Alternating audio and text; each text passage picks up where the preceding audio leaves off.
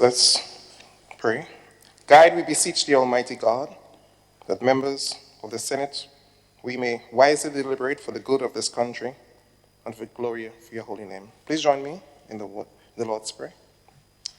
Our Father, who art in heaven, hallowed be thy name. Thy kingdom come, thy will be done on earth as it is in heaven. Give us this day our daily bread, and forgive us our trespasses, as we forgive those who trespass against us. Lead us not into temptation, but deliver us from evil.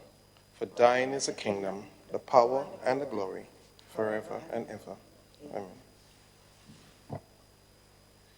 Honorable members, pray be seated.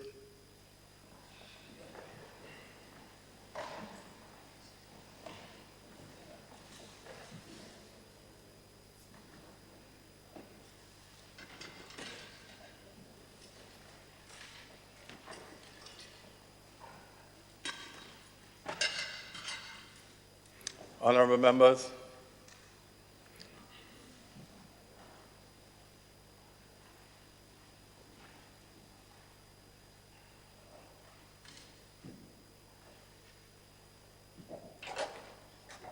the sad news has arrived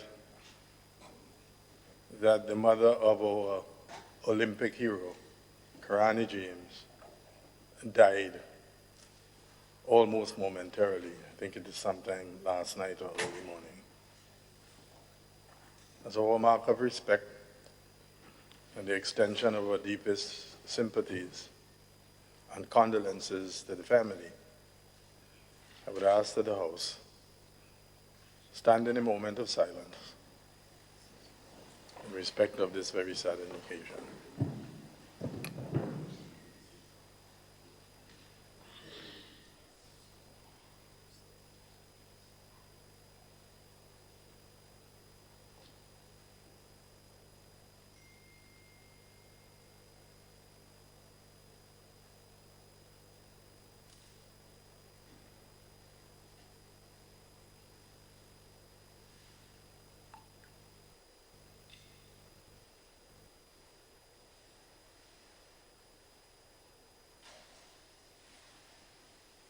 Thank you, honorable members. Pray be seated.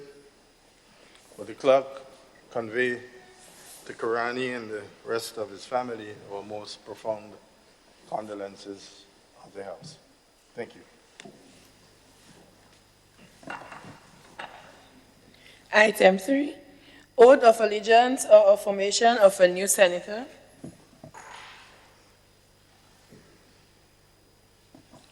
Item 4, Confirmation of Minutes. Senator, the Honorable Simon Steele.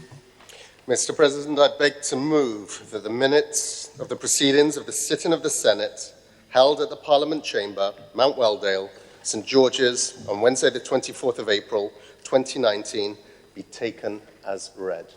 The question is that the minutes of the proceedings of the sitting of the Senate held at the Parliament Chamber, Mount Weldon, St. George's, on Wednesday, the 24th of April, 2019, be taken as read. All those who have that opinion say aye. Aye. To the contrary opinion say nay. I think the ayes have it. The ayes do have it. Senator Steele. Mr. President, I beg to move that the minutes of the proceedings of the sitting of the Senate held at the Parliament Chamber, Mount Weldale, St. George's, on Wednesday, the 24th of April, 2019, be confirmed. Senator Lewis. Thank you very much, Mr. President. I do not know if my minutes is missing something, but I'm not seeing my name as being present. So if this is the case, I want to offer this as a correction, if that is the correct time to so do. Senator Steele. Mr. President, I also propose a correction or amendment to the minutes on page 80, the penultimate paragraph, to replace the words budget address with throne speech. Could you just run this through? So page 80. Page 80, yes. Yeah, of the minutes. The penultimate, second from last paragraph. the second sentence, it speaks to the budget address, and that should read throne speech.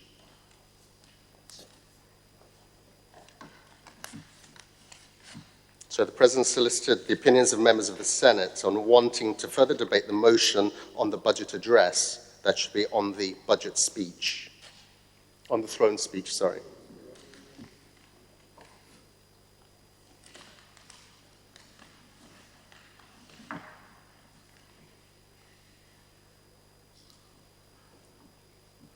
Senator Steele, you indicated that your attention was drawn to the penultimate paragraph of page 80.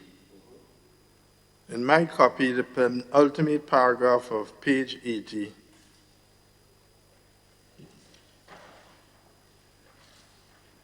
okay.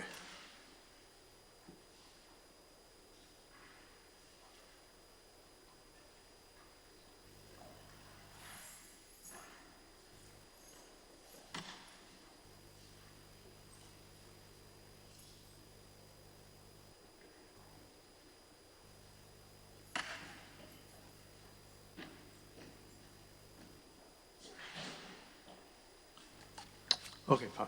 Yes.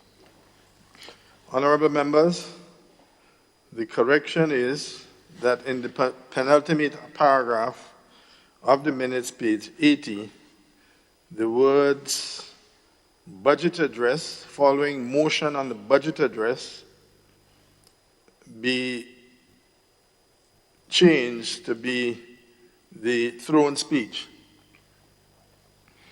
All those who have that opinion say aye. The contrary opinion say nay. I think the ayes have it. The ayes do have it. So clerk, the amendment has been effected. Honorable members, the question therefore is that the minutes of the proceedings of the sitting of the Senate held at the Parliament Chamber at Mount Weldon, St. George's on Wednesday, the 24th April 2019 be confirmed as amended. All those who have that opinion say aye. Aye. To the contrary view say nay. I think the ayes have it. The ayes do have it.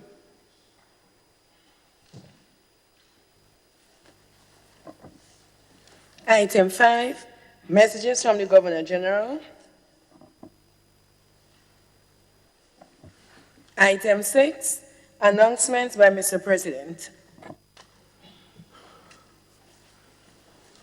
Honorable members, it is my pleasure this morning to draw to your attention and to welcome class grade 5 of the Beacon Junior School, headed by one Mrs. Scott, who found it necessary to have the class, which would be sitting the common entrance exams next week, as part of the civics undertaking to visit the Parliament. And through the instrumentality of my grandson, they were able to get this done. So I want to take the opportunity to welcome them here, Mrs. Scott, and to suggest that we could make this a standard feature of school activities for every class above a certain grade, and I would leave that for the school to determine, but it's a good opportunity for the youngsters to learn how we govern the country and what Parliament does. So, honorable members, I take the opportunity to, on your behalf and on my own behalf, to warmly welcome them here.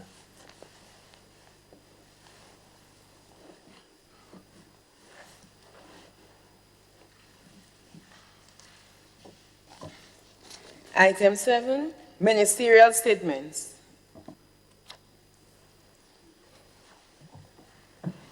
Senator, the Honorable Winston Garvey.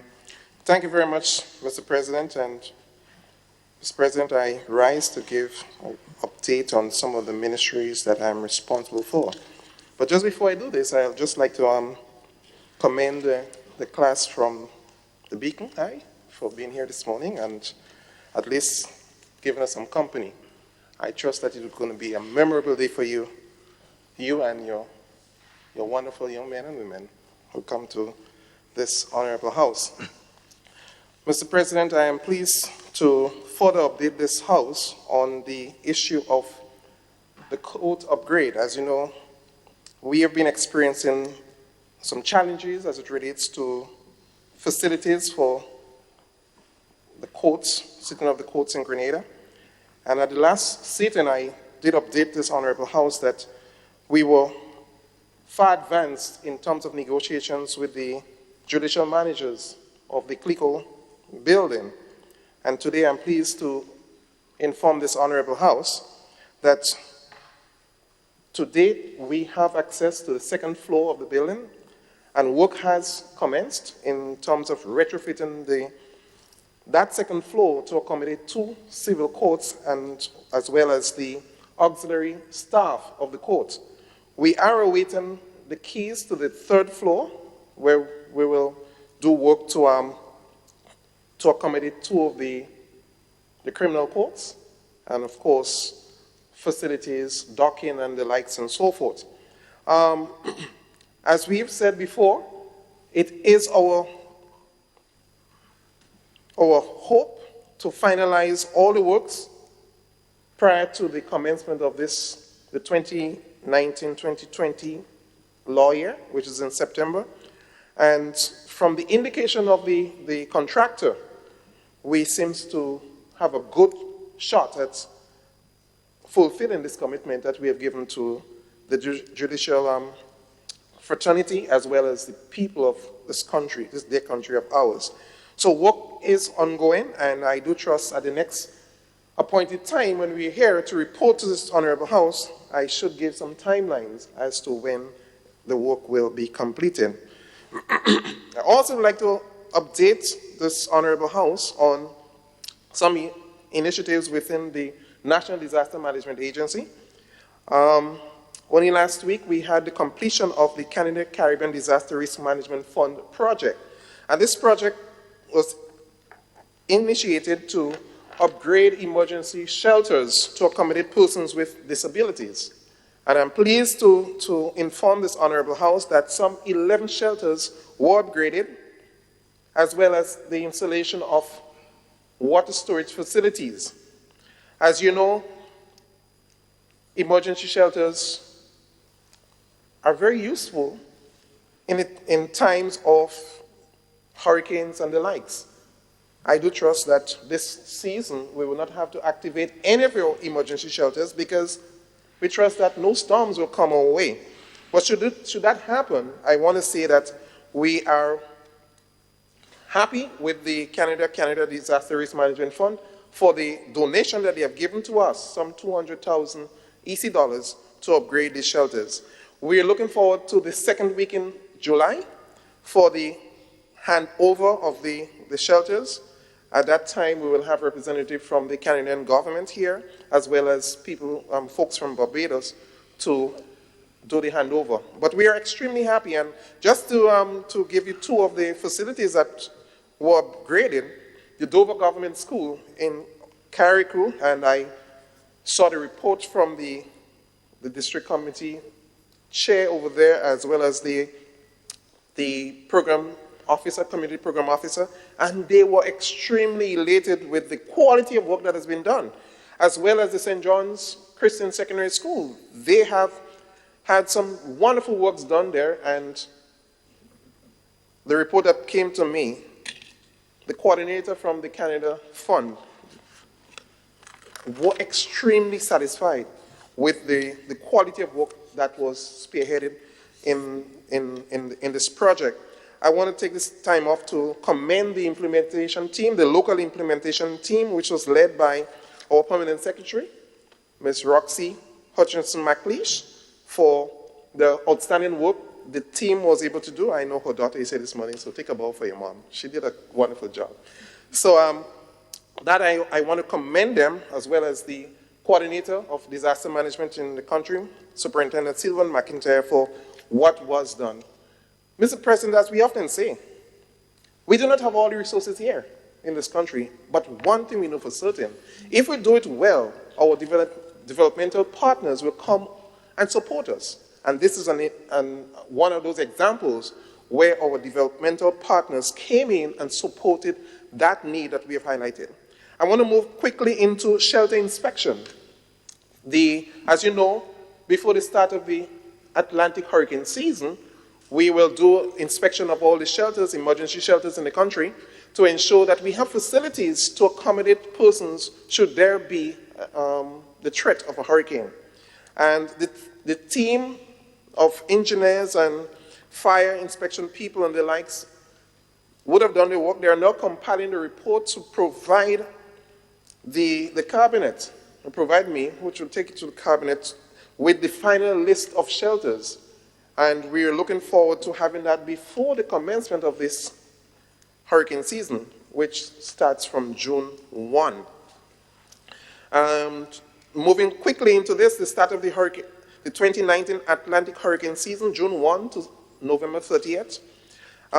From the competent authority, it has been said to us that this year it's going to be a near average forecast of some 13 named storms, 5 of which will develop into hurricane and 2 into a major hurricane.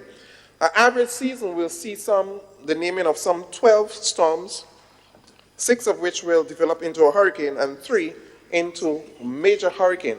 But as you do know, it only takes one to cause us to have a bad season. So I trust that we'll continue to pray. We will not say God is a Grenadian, but that will be good too.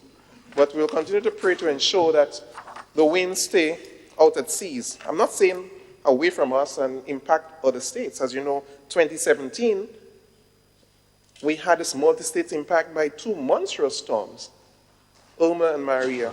And remember our neighbor Dominica, how devastated they were as a result of this hurricane. I also like to update this Honorable House as it relates to the National Disaster Management Agency. The week of June 1st to June 8th, we will have what we call the Week of Awareness. As you know, the Atlantic hurricane season commences on the 1st of June.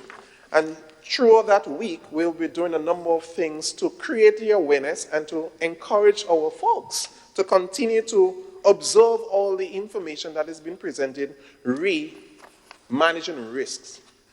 As we do know, hurricanes are dangerous, and they cause extensive damages and even cause the loss of lives. So we want to ensure that our people continue to observe all the practices to what's keeping the surrounding clean, ensuring that the waterways are cleared. And I know at this point in time, you'll see quite a lot of the environmental wardens on the road, cleaning the drains. And that is one of the mitigating factors that has been employed to ensure that we are ready should there be a hurricane. But of course, we're going to have extensive rain. And if our waterways are not cleared, there is a possibility it can cause enormous damage to our infrastructure. So they are out there doing this at this point in time. I also want to make mention that as of today, the 9th of May, is the commencement of the annual National Disaster Awareness Quiz. Some 14 zones are engaged. In the vicinity, between 38 to 45 schools have confirmed the participation. And we're looking forward in this preliminary rounds of competition that the outstanding schools will emerge for the finals, which will be on the 6th of June. And I look forward, as always, for this exciting rivalry among the primary schools and the grade 5s in the primary schools of our country. But we look forward with great anticipation for the quiz, because it is the bedrock of creating awareness in our country. As we do know, if you want information to filter down into your homes, use your most powerful weapon, your children, to get it done. And we do believe that our youngsters have been doing this for us, and I expect this year will be no exception. With these few words, Mr. President, I want to thank you for the moment. Thanks. Thank you, Senator Gawi. Is there another light on Yes. Senator Cox? Senator Cox, you have the floor. Thank you very much, Mr. President. Mr. President, I too want to join with my colleague to welcome our guests, the grade 6, the Beacon School here this morning. I trust that you will have a wonderful experience here today in this honorable house. Mr. President, I want to take this opportunity to inform this honorable house and a little bit on what is taking place in the Ministry of Culture and, of course, the Ministry of Youth. I wish to first start with Spice Mass Carnival, Mr. President. Last Saturday, we had a successful launch of to commence the Carnival season. Mr. President, we want to take this opportunity as a ministry to thank our stakeholders, our patrons, and most importantly, our sponsors who continue to invest in our culture, in the development of culture in Grenada. On that note, Mr. President, we also are fully aware of some concerns that the general public may have, and even some that was raised in this honorable house, Mr. President. The ministry is listening, and we too have our own concerns, and we are taking note and working speedily to address those as we move forward, Mr. President. Mr. President, as I move on to the youth development, we wish to inform this honorable house that on Sunday we had our trainees who went to Trinidad to participate in this important safety at sea training. It's a training called Standards Training Certification and Watchkeeping Program. It's an international certification, Mr. President, that is required for persons who wish to work in the maritime industry. If they were to go on a ship, cruise ship, that is a certification that you're required to, even just to be a deckhand. That's an important certification, Mr. President. Mr. President, one of the reasons why the ministry is focusing on getting persons trained in this area is because from our reports, the maritime industry has probably the largest vacancy for jobs for young persons, Mr. President. So we are trying to create that environment so that our young persons can get an opportunity to access jobs in that area. And providing that international certification is one such way, and we are moving speedily in that direction. So we had 24 persons successfully completing the training. It's a 9-day training in the areas of firefighting, first aid, and general safety at sea. Mr. President, this is a very rigorous, both theoretical and practical training program, and I know that persons who participate in this program are much more empowered and prepared to go out at sea. This is not a new program, it's a program that we have started some time back, and we continue to work to move forward with this program. Mr. President, this program is so important that we recognize the demand for this program is extremely high, especially in the parish of Carriacou and Petit Martinique, where we saw over 90-something to 100 persons expressing interest in participating in this program. So the Ministry of Carriacou and Petit Martinique Affairs, of course, and the Ministry of Youth Development continue to collaborate to see how we can continue to create more opportunities for young persons to access this very important training, Mr. President. Mr. President, I just want to close by expressing thanks to the ministry, the staff of the Ministry of Youth Development, Sports and Culture for the continued work and support as we continue to move forward with our plans for 2019. Sometimes we work every day, not realizing the contributions of persons within your ministry, and I just want to take that opportunity to recognize their contributions and effort in this honorable house. Thank you very much, Mr. President. Just let me repeat what I said on the last occasion. The time allocated under the standing orders for report on ministerial statements, which is essentially a report on your ministerial portfolio, the total time allocation under the standing orders is 1 hour. All right? But given the construct of this side of the House, in which there are 3 senators who have no ministerial responsibility, It therefore means that only 3 senators have to report to the House. And the Constitution requires that the executive is responsible to the Parliament. And therefore, ministerial statements are an important part of that responsibility. So as I indicated to you before, I will be flexible to the extent where I'm not trying to rewrite the standing orders, but on the basis of fairness and probity, that I will allow additional time so that any senator with a ministerial portfolio who wishes to continue a statement will have up to 20 minutes with some discretion in addition to that the president would normally allow. So I just thought I should repeat that. It's unfortunate that 2 speakers have already spoken, but I just want to draw that to your attention. Again, I will be flexible. If you think there was something that you wanted to but was sensitive to time and therefore concluded, I will allow you to make an intervention. Bearing in mind, of course, that the other side would have an opportunity to question you on your ministerial statement as well. So I just thought I should repeat this on advice of the clerk. Members? Senator Steele, you have the floor. Thank you, Mr. President. Mr. President, I wish to report on activities within specifically the Ministry of Climate Resilience, Environment, Fisheries. I was going to leave there were some comments made in the last sitting on the adjournment with regard to Nawasa. I was going to leave that to the adjournment, but if we have a little extra time up front, I may bring that discussion forward.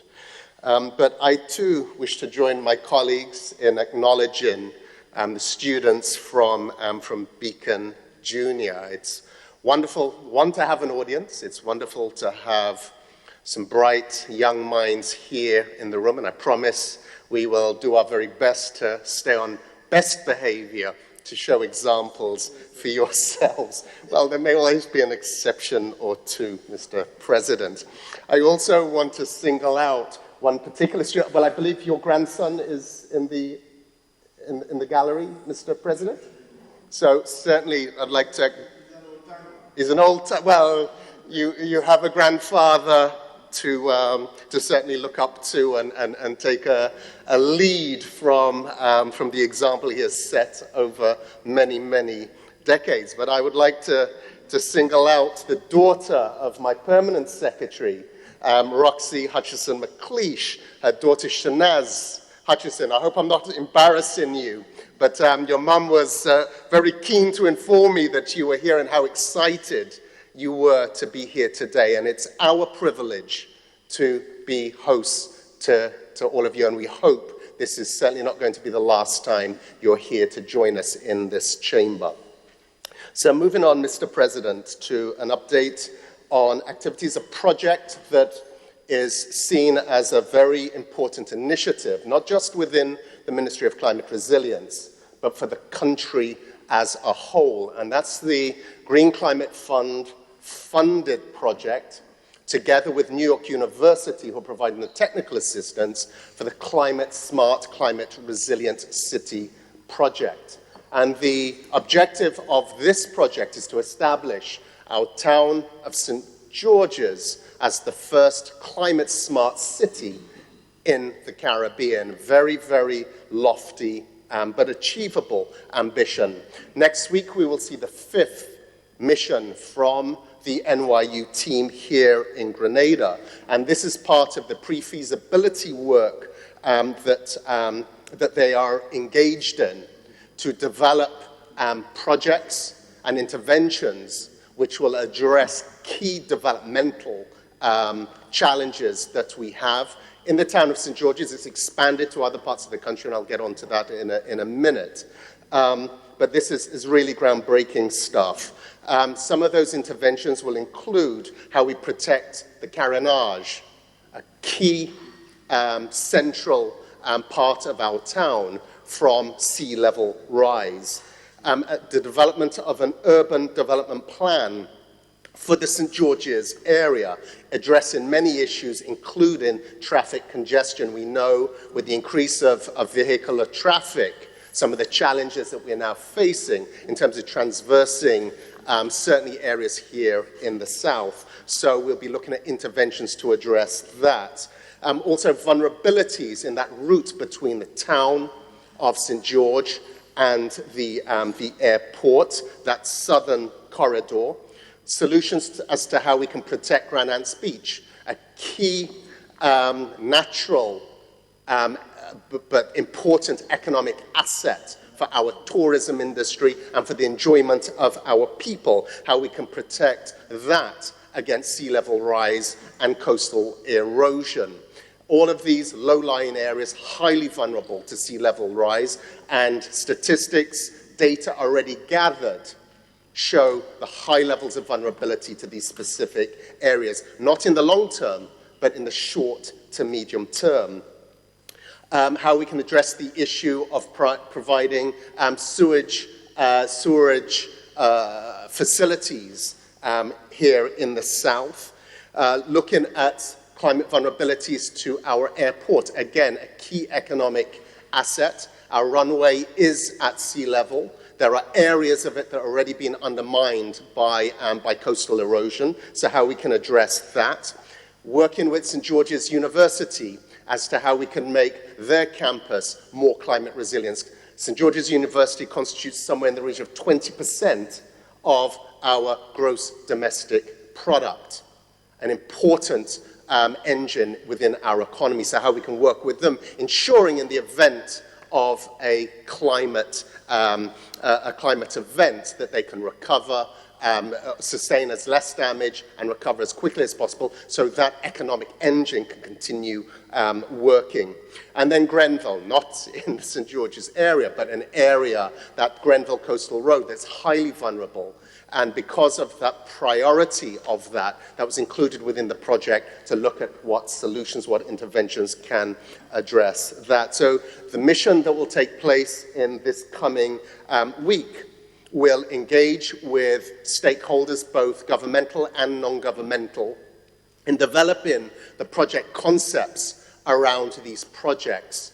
And those projects will then be fleshed out and formally submitted at the end of the year, beginning of next year, to the Green Climate Fund and other funding agencies to actually make these projects a reality. And we estimate at this early stage the value of these projects in total, which will be carried out over many years. These aren't small projects, are valued at somewhere in the region of 300 to 350 million US dollars. So a significant level of investment that will be seeking to address these vulnerabilities.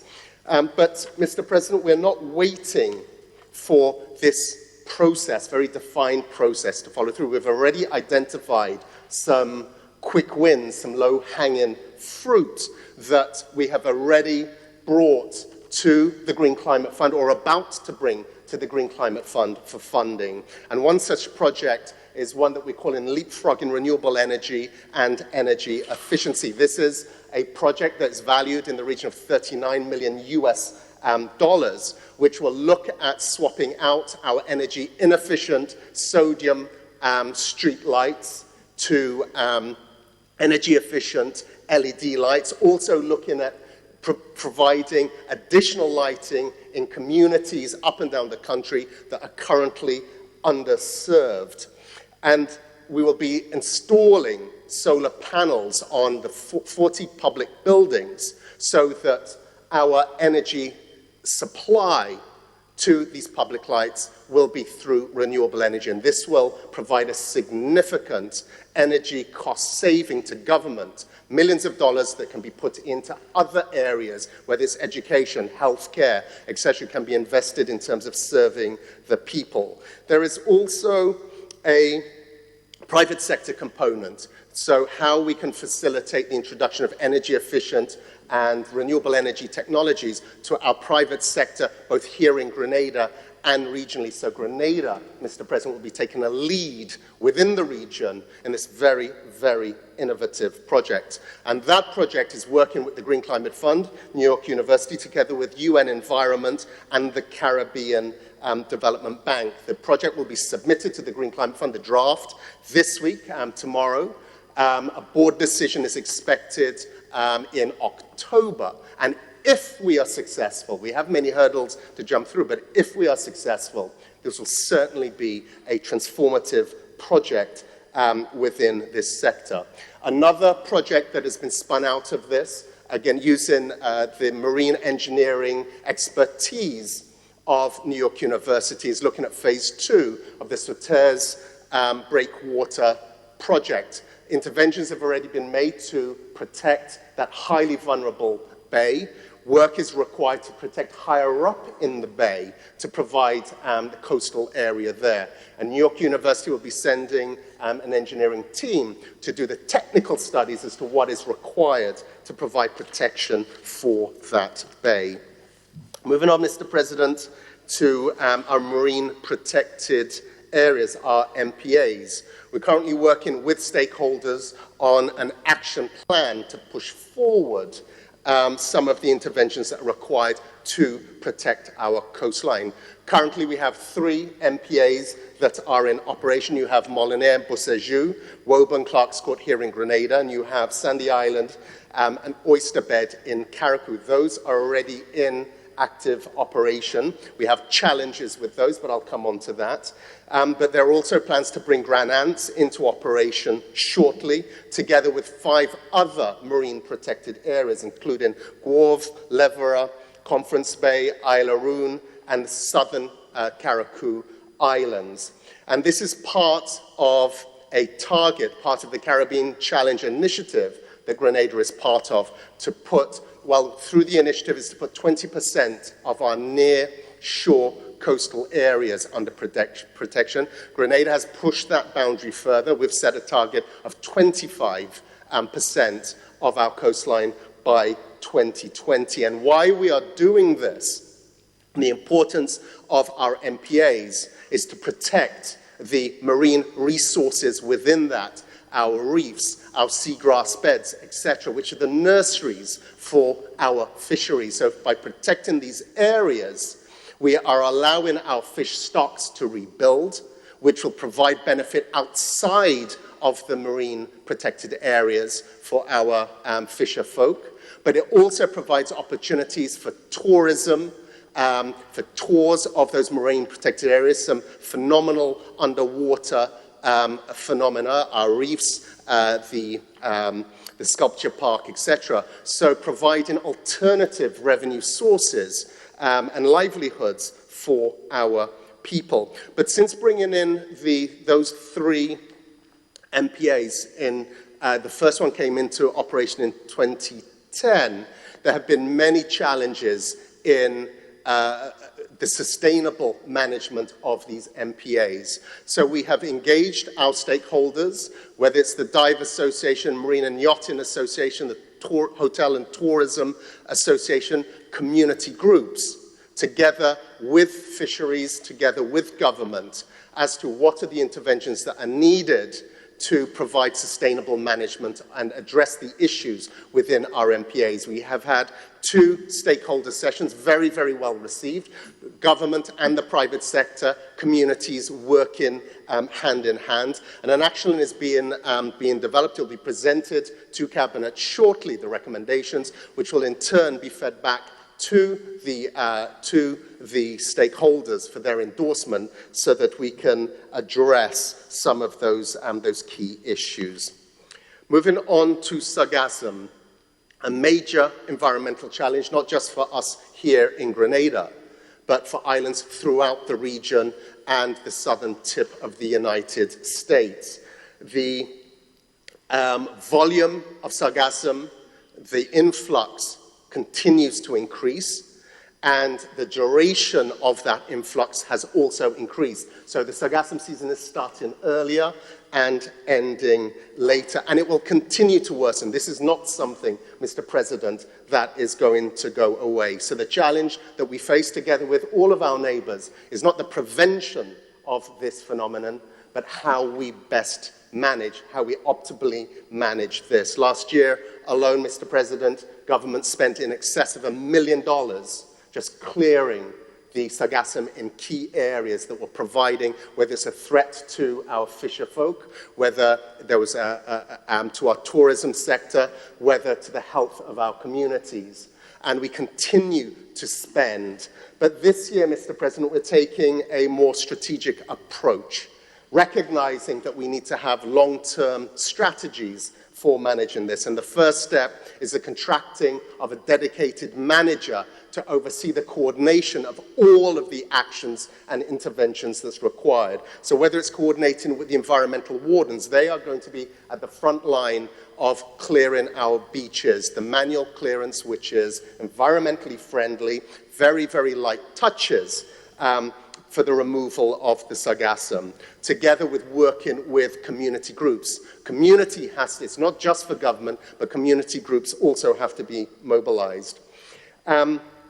There is also, we have received grant support for the acquisition of, and it's arrived in Grenada, an environmental work boat, which has equipment, a specially designed piece of marine equipment that will be able to collect the sargassum offshore as part of that, that management process. So how we operationalize that, how we bring that into effective operation is currently in play, and the value of that work boat, Mr. President, is 105,000 euros. We will require, may well require additional equipment, and again, the manager will be looking at what other technologies, what other methods we need to bring into play to manage that. And then how we institutionalize all of the systems that we're putting in place for the long-term management of sargassum within government. Mr. President, I'll now move on to some of the comments regarding NAWASA that were made by Senator Redhead on the adjournment of our last sitting. At that sitting, there were some very theatrical, some what may well turn out to be exaggerated comments about issues with water quality for water supplied by NAWASA to communities in the Mount Rich, in the St. Patrick's area. It spoke to foul-smelling water, bad tasting water, water that was causing everything from constipation through to diarrhea. How you can have those two extremes, I'm no medical expert, but that kind of seems a little extraordinary to me, but the sickness that was being inflicted on those communities. We also had the theatrics of Senator Redhead bringing a bottle of water. The water looked pretty clear and clean to me, Mr. President, but the theatrics of presenting a water bottle and lecturing us on the fact that access to clean drinking water is a human right, as if this government, this administration, was failing its people in supplying clean, safe drinking water to its people, and that we were failing to do what we had to do.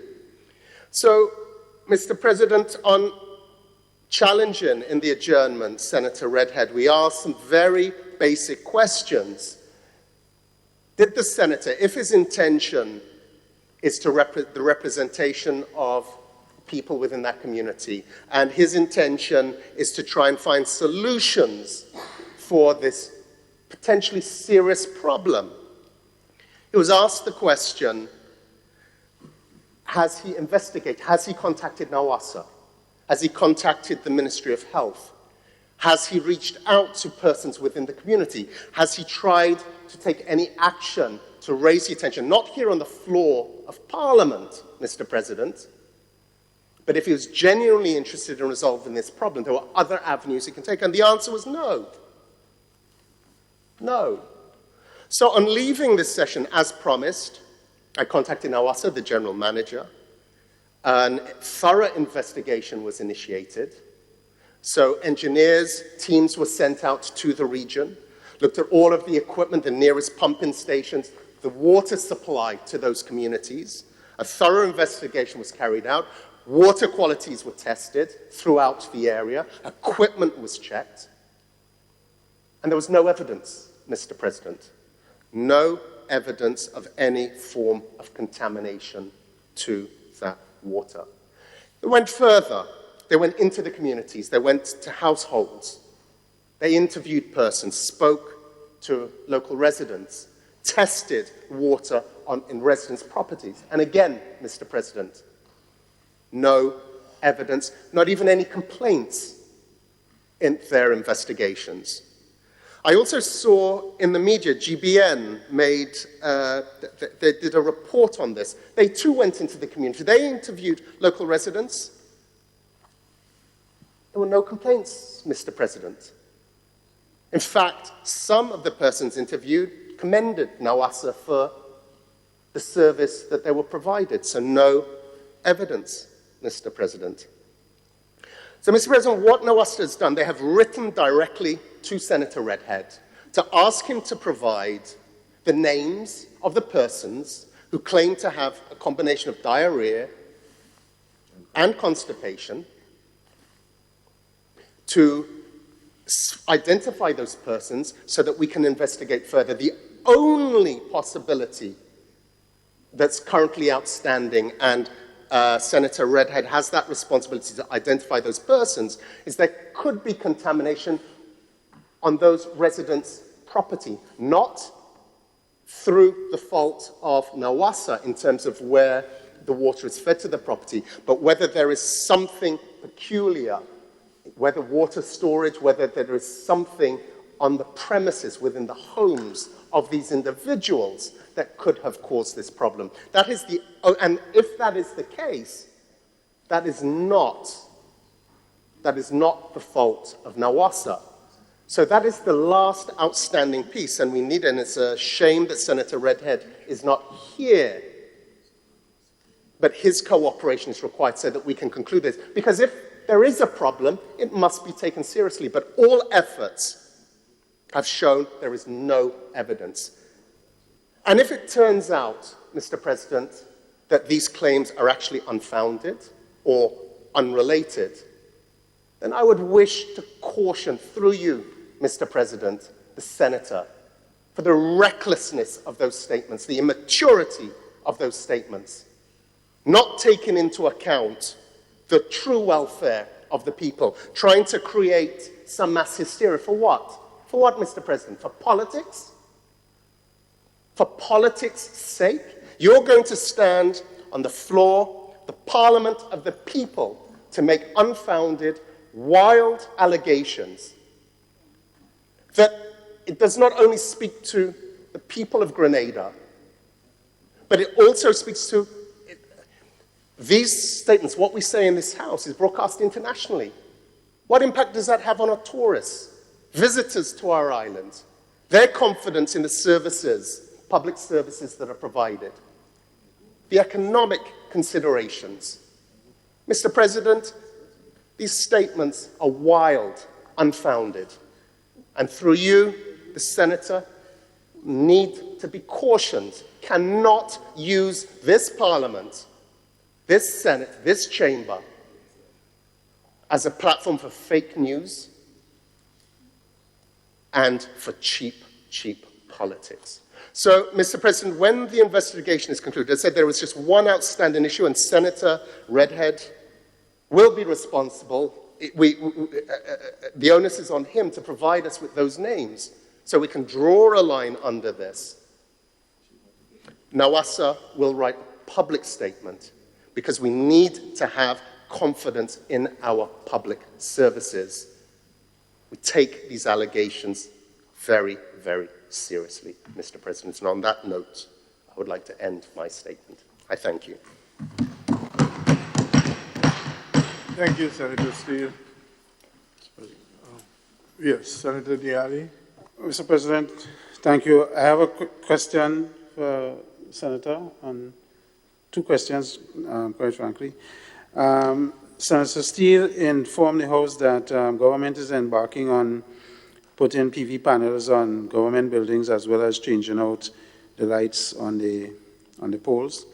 My question on that issue, do we have, through your ministry and energy policy, with some targeted deadlines as to when we could become what percentage efficient in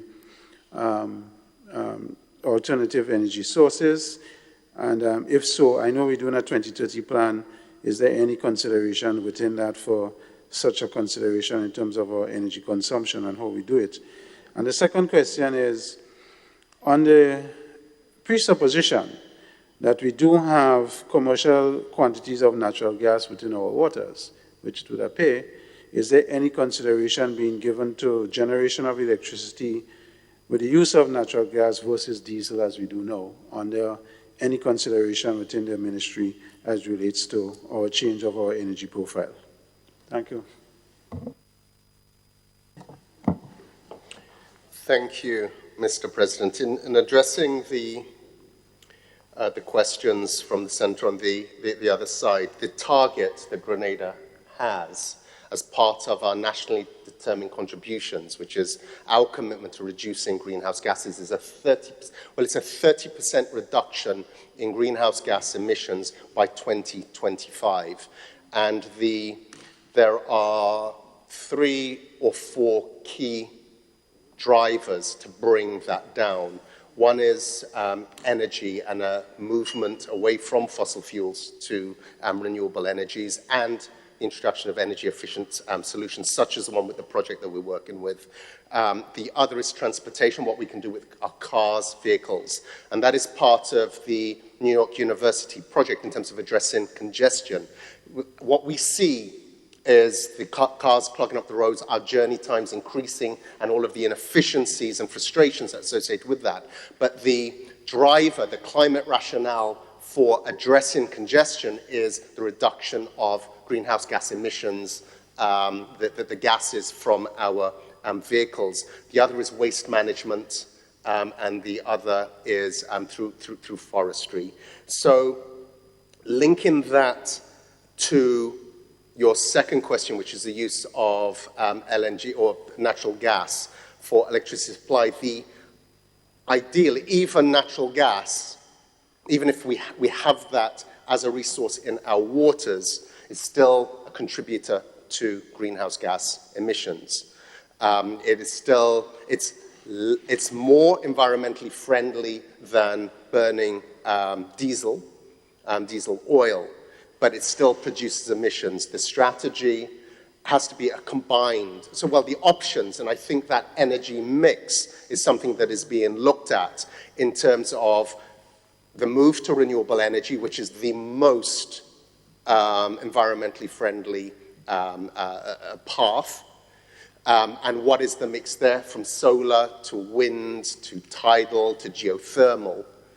But the introduction of natural gas and having access to that offers up an opportunity, and the Ministry of Energy will be looking at that within the overall mix as to what is in our best interest, both economically and environmentally.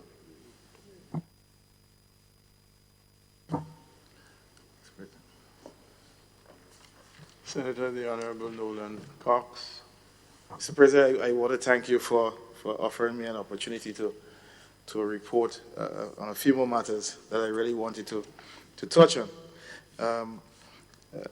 In the area of culture, Mr. President, just to quickly inform this Honorable House, we had a successful hosting of Carriacou Maroon String Band Music Festival. Mr. President, this is an important festival for Carriacou. This festival embodies all the cultural assets that are present in Carriacou, and this is an opportunity every year for Carriacouans to share with the world and visitors, of course, what true Carriacou culture is about, and we want to congratulate the Maroon Committee for hosting a successful festival this year, 2019, of course, the Ministry of Carriacou and Diplomatic Affairs. Mr. President, also, we want to recognize the River Sally Saraka. They had a wonderful Saraka this year. A lot of people attended this year in comparison to last year. Much more food. They had an opportunity to also to share with visitors and, of course, the entire world their traditions of the Saraka in the River Sally. Mr. President, St. Mark's as well had the week of activities which culminated on the same weekend as the Carriacou Maroon Festival. They had the street parade and all the artifacts and persons lining the street selling, doing the vending, and also they had the live music and cultural performances on the final night. Mr. President, all these celebrations within our various parishes are very critical towards sustaining our cultural heritage. It's important as a ministry that we continue to sustain those year after year so that we don't lose who we are. We continue to define and redefine ourselves so that our young lads who are here can continue in those traditions, Mr. President. Mr. President, I want to move over to a very important announcement to this Honorable House, and we want to take this opportunity on behalf of the Ministry of Labor to congratulate our union colleagues, our president here of the TUC, on hosting a successful May Day celebrations. I had an opportunity to be there, to partake in the celebrations. I think it's very important for us to recognize that. One of the things, Mr. President, it was pleasing to hear the comments from the various respective unions. And one of the things that was a good takeaway for me, it seems like both the union and government, of course, share and have one common goal, which is the betterment of workers. And I think that is one of the things that really come out from the celebration on that day, Mr. President. Mr. President, also, the Minister for Labor, in his announcement as well, indicated a very important development, not just for Grenada, but also for our union colleagues. And I know that we are currently into an impasse with our teachers, and both sides are committed towards resolving this in an amicable way, which we should, and we are very encouraged by that, Mr. President. And the Minister for Labor did announce that for the government will pay pensions for persons commencing from February 22nd, 1984, based on the MOU that was signed between our union colleagues on the 18th of February, 2018. So that commitment was given on May Day. So I think that is something that is worth noting, and I think each and every one of us, both our union colleagues and government, must be commended for the strides and effort that we have been making in resolving this complex issue. I think we must recognize that even the successes that our country is experiencing, I mean, I heard some of the union colleagues speaking to those, announcing that the economy is doing well, and so they too should speak loudly about those achievements, because they are in part strongly responsible for those successes, Mr. President. So I want to commend everybody, all negotiating partners in this regard, to continue to work, continue to dialogue. We believe it is only through dialogue that we can have some resolve on this important matter and bring it to rest.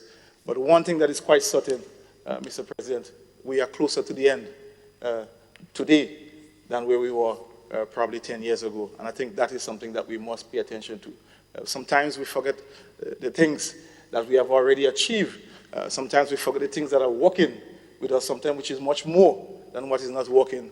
And so I just want to encourage us not to spend so much time quarreling on the little things that have not been working as yet, and some of the things that we need to tweak, but for us to recognize how much that we have achieved together as both union and government in addressing this very complex and important issue, Mr. President.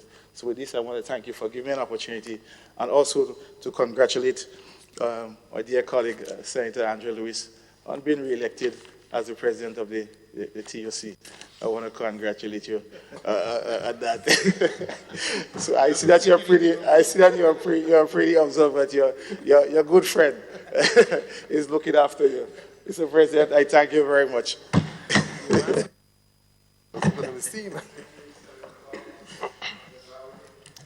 Thank you very much, Mr. President, and I too want to thank you for the opportunity to take a second bat and to inform this honorable House. And I stand here with a little bit of emotions as it relates to the comments which was made at our last sitting here.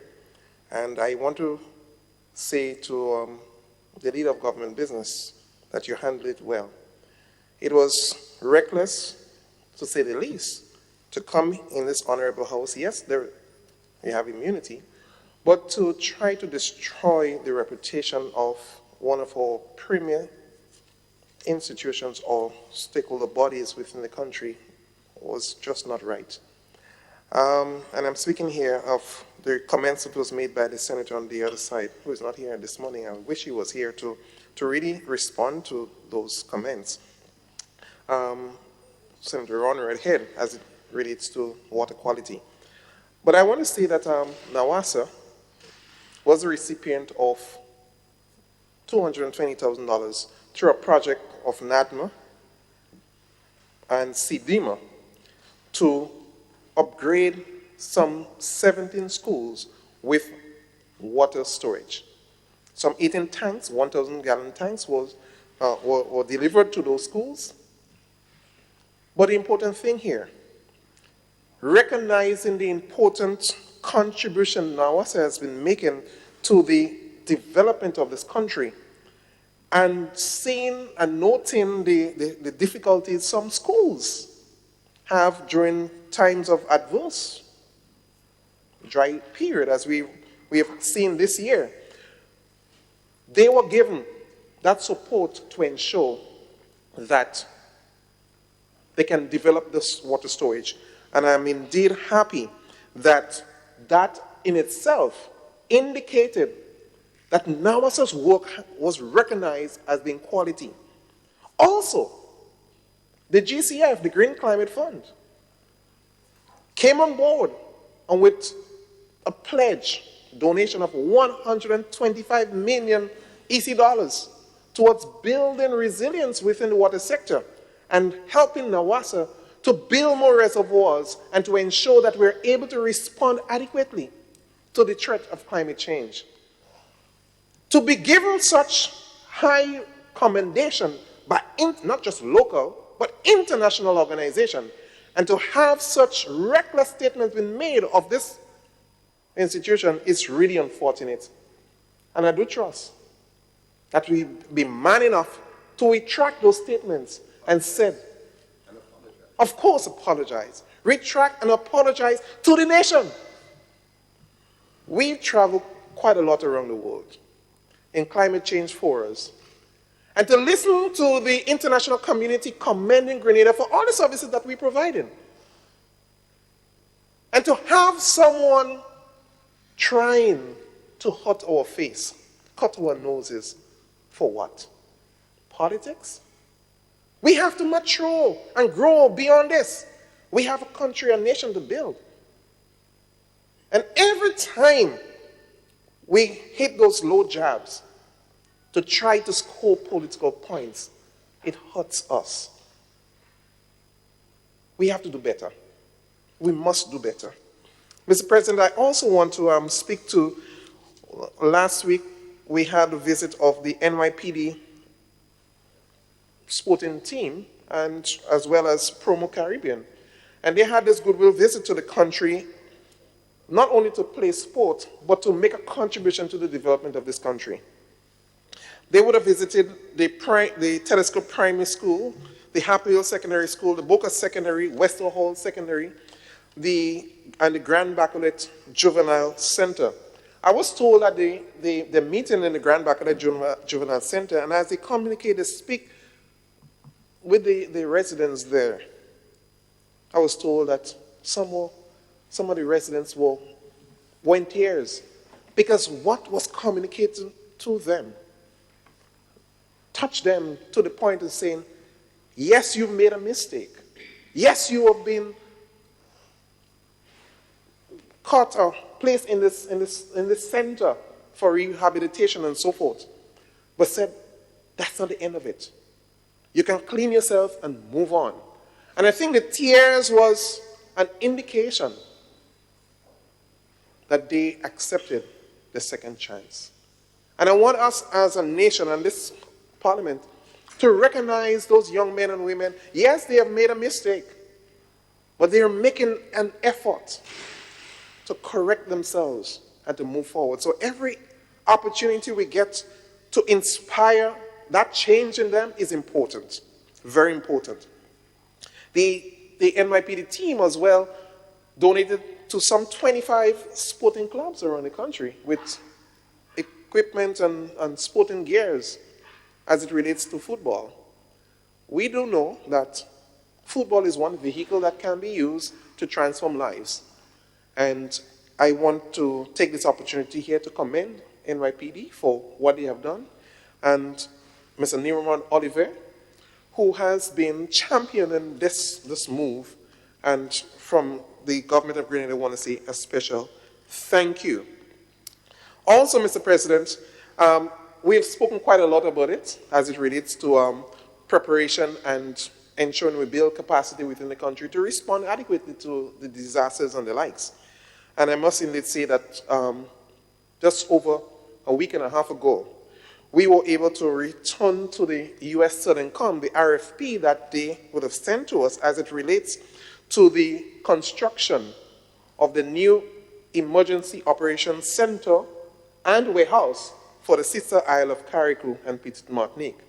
They would have pledged some $1 million for the construction of these facilities. The RFP was sent and we were able to satisfy the request and send it back. So we are closer today towards seeing boots on the ground for the construction of these facilities. As you know, this is in addition to the pledge of support for the construction on mainland of an EOC and warehouse. And the site for this facility is the Manjulu area where we had the old TV station. So that place will be transformed, fitted with a state-of-the-art facility. And we look forward to seeing boots on the ground probably later this year. But it's all in the hands of the U.S. Southern Com now. They will do the necessary awarding of the contracts, and we look forward to this. But it speaks to what we have been saying to this nation. When we continue to protect our nation, when we continue to promote good governance, promote the development of this country, our international or developmental partners will come and support our initiatives. And this is an indication, again, over $5 million will be spent by U.S. Southern Com for the construction of these facilities. So we have to be grateful, but most importantly, we have to be fair and honest with our country. Thank you very much, Mr. President. Thank you, the Honorable Senator Winston Garvey.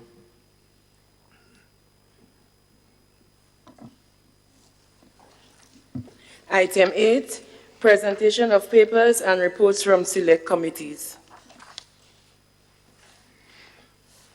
Senator Steele. Mr. President, I beg to move the following papers be laid on the table. 1, report of the Director of Audit, Grenada, on the financial statements of the T.A. Marichaud Community College, TAMCC, for the year ended 31st December 2017. 2, report of the Director of Audit, Grenada, on the financial statements of the Office of the Ombudsman for the year ended 31st December 2017. Papers are to be laid on the table. The report of the Director of Audit, Grenada, on the financial statements of the T.A. Marichaud Community College, TAMCC, for the year ending 31st of December 2017. And the second report of the Director of Audit, Grenada, on the financial statements of the Office of the Ombudsman for the year ending 31st December 2017. Honorable members, these papers are hereby laid on the table. Again, I draw to members on the other side attention the need to pay attention to these papers, the need to debate these papers, the need to generate questions from these papers, because it is part of your responsibility of holding the government accountable. Yes, it's since March, I think it was March, the latter part of March, a year ago, a year and some now, that the 10th Parliament, is it the clerk? I'm right, it's the 10th Parliament. And from March to now, I'm yet to receive, either by way of a motion or by way of a question, in respect of any of the papers laid before you. 1 year has gone.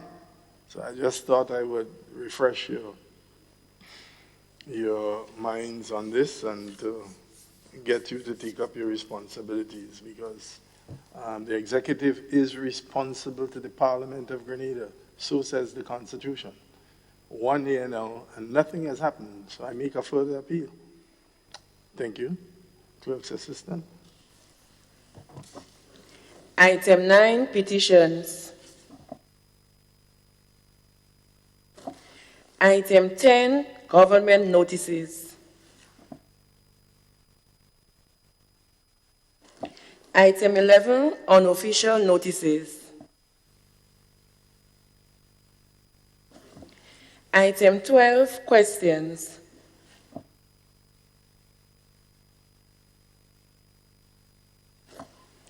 Item 13, personal explanations.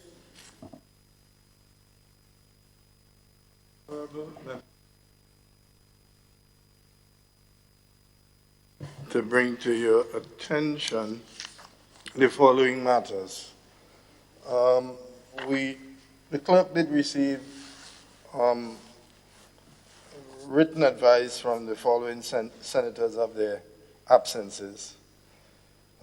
Senator, the Honorable Dr. Dunstan Campbell, is unable to attend this sitting because he is out of state, in Barbados actually, on Parliament's business, attending a meeting on skills to access the green economy.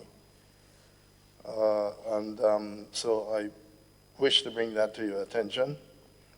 We receive absent notices from Senator Ron Redhead, who, from his advice, is sitting his final exams at SGU, so is unable to be here, and did receive a notice of lateness from the Senator, the Honorable Glenys Roberts, who was hoping to be here later on in the session, as she had some earlier commitments that she was not able to reassign. Honorable members, I wish to bring to your attention also a special event which will take place here at Parliament House, Mount Weldon, on Wednesday, the 15th, commencing at 5:30 p.m. Our parliamentary site has become quite not only a site of attraction, but we will be housing a special exhibition put on by the University of Leiden. I hope I'm getting the pronunciation right, in Holland. And that exhibition is entitled Connected Peoples Then and Now. And it has to do with an exhibition of indigenous culture and other current multi-ethnic communities, pottery, and different archaeological findings in Grenada, and closer territories having to deal with our indigenous forefathers, the Carriacou, and other such groups who predated Columbus. So Could members of the Senate take note, and for the visitors here take note as well, that this exhibition begins on the 15th of May at 5:30 is being launched. Clerk, I think it will be, the exhibition will be a week, is it? Yeah. The exhibition will remain a week, and so that our Parliament facilities are becoming quite a noteworthy place. Earlier, we had an earlier exhibition of Russian art some time ago, and that was of really deep interest. So I just wish to bring that to your attention. So much little is known about our indigenous forefathers. In fact, quite frankly, a significant amount of, and I want to choose my language here particularly carefully, but what I consider to be rubbish, peddled as fact about our indigenous forefathers. In order to justify the extermination, they were painted as if they were cannibals, man-eating, flesh-eating. Nothing is further from the truth. The greatest fallacy is that he committed mass suicide by jumping over the cliff at what is now Leapers Hill. To the contrary, they were exterminated. And that's the fact of life. There is little historical record of entire societies committing mass suicide. That was not the case.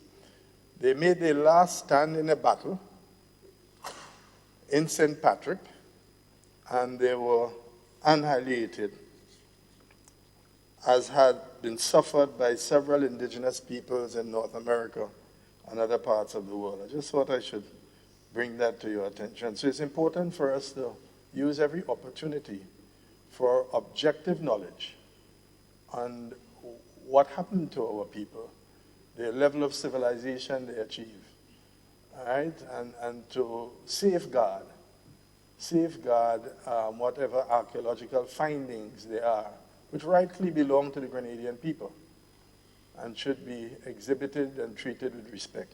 So I want to use this opportunity to invite you all to attend. And then finally, I want to take the opportunity to welcome members of the public service from various departments who are here.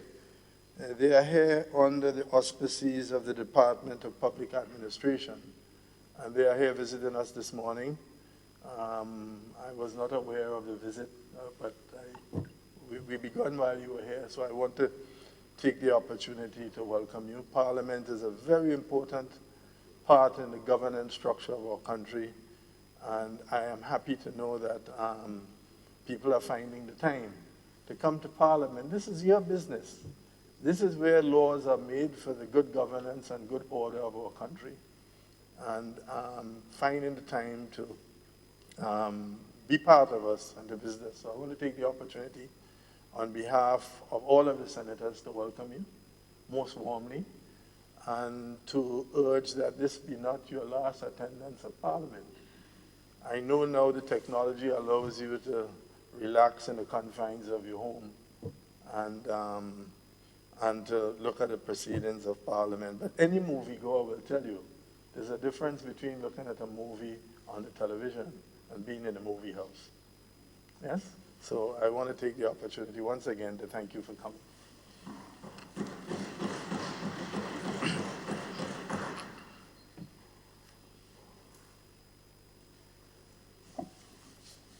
Item 14, motions.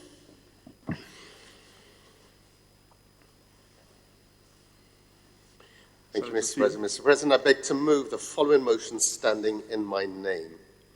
Whereas debate on the gracious address delivered by the Governor-General on the occasion of the ceremonial state opening of the second session of the 10th Parliament on Monday, the 19th of November, 2018, was further deferred to a date to be fixed, be it resolved that the said address be now deferred to a date to be fixed. Honourable members, a question proposed is that the motion standing in the name of the Leader of Government's Business, the Honorable Simon Steele, which reads, whereas the debate on the gracious address delivered by the Governor General on the occasion of the ceremonial opening of the second session of the 10th Parliament on Monday, 19th November 2018, was further deferred to a date to be fixed. Be it resolved that the said address be now deferred to a date to be fixed. Honorable members, the question is that the motion be deferred to a date to be fixed. Senator Andre Lewis. Thank you, Mr. President. And may I just join in welcoming the students and the comrades and colleagues from the DPA. On this motion, Mr. President, through you, would I be able to be permitted to ask a few questions? Yes. Good, yes. I know, but it's just my brought up see. You know, even if I know it's my right, I still ask. Through you. It would have been my preference to have written in before, but as has been indicated for the last few weeks, as my colleague on the other side, through you, Mr. President, said, we were the focus, the spotlight were on us, yes? And according to the recommendations, we would have delivered, and delivered strongly. Thank you very much. Ask Cox, sorry, Senator. Mr. President, in going through the address delivered by the Governor General on the opening of the second session of the 10th Parliament on Monday, 19 November 2018, that I just want to find out the following. It was noted that there would be assistance from the IMF to conduct a climate change policy assessment. We would just like to know what is the status of.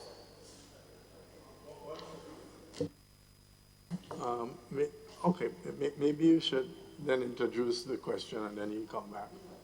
Yes? Okay. Senator Lewis, he only introduced the motion. He didn't take the opportunity to actually present it. All right, so we sort of went ahead of ourselves. No, sorry. Let Senator Steele have the floor. Yeah, thank you, Mr. President. It's really, I mean, we had discussed in our last sitting to keep this open so that we could have this discussion, and we had agreed to it. On reflection,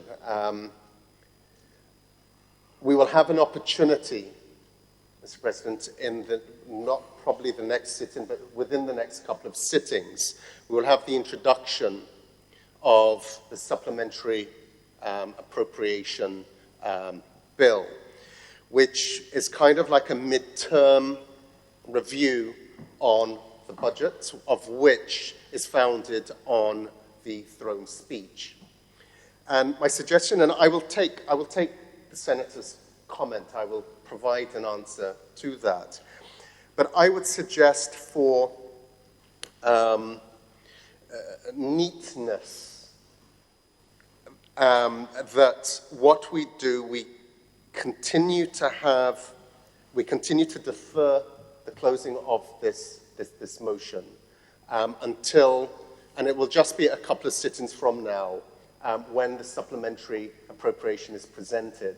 And I think the presentation of that bill will give us an opportunity to reflect on what we had promised, what was outlined in the throne speech, what was presented over the 3 days of extensive debate on the budget, where we are at this given time within the context of those additional resources, those additional activities that will be brought into the budget at that supplemental. And I think that would be an ideal opportunity for us to have a more extensive discourse. So my suggestion, I will respond happily to the request by the senator on the other side, but then I will ask that the resolution that is being presented or what is being resolved, that we defer the debate to that fixed date. Senator Lewis. Thank you very much, Mr. President. And I see no harm in the senator's preference, and therefore I will still ask the questions. Yes, so that even when the more detailed or up-to-date report comes, just in the event that something may have been left out, it is something you may look into. So I just want to repeat the assistance from the IMF to conduct the climate change. What is the status? The government focused on the three main areas during 2019 to 2021, namely building resilience, advancing social development, and transforming the economy. It would be good to get a phase report as to what has been done so far. The building of 2 new skill centers in 2019, this is this year, by the Ministry of Education. What progress has been made in this regard? Of crucial importance to us in the labor movement, and I dare say the nation as a whole, because it is interrelated, the aspect of the regularization of staff in the health sector, because this, we are convinced, is also directly related to the mass migration of nurses. Because when people are not regularized, we all know that their job function and their status, the tenure, is in question. And therefore, we would like to know what has been done so far there. The implementation of the human resource health policy and plan scheduled to begin in 2019. We'd also like to know the progress, given the importance of health. And I know that we are all in agreement on this matter. We are all in agreement with this matter. We would like to know the progress that there is. Public sector reform, which has come up again. And as a matter of fact, in our recent discussion with the visiting team from the IMF and the World Bank, etc., and colleagues from the Ministry of Finance, that was a very pertinent issue. And we all know that probably for the past 15 or 20 years, as a matter of fact, there have been billboards at the entrance to the ministerial complex over the years, highlighting these issues. But we would like to know what has been done in this concretely. And the issue of the expansion of the labor force by 5,000, which will be important. I know it was a projection, your plans, but if we can be told where are we, the different sectors, what progress have been made in the different sectors relevant to the provision of the expansion of the labor force, the creation of jobs. These are some of the matters that we would like to get some feedback on coming out of this. Thank you very much.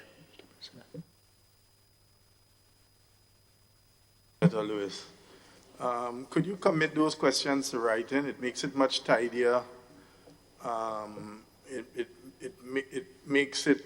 It limits misinterpretation of what is being sought. So if there's something in writing, it is just a bit more specific. Yes, so. Mr. President, I give that commitment, but I just wanted to ensure, because I know today there may have been a possibility of this matter being taken off. I needed to ensure that I got these questions in.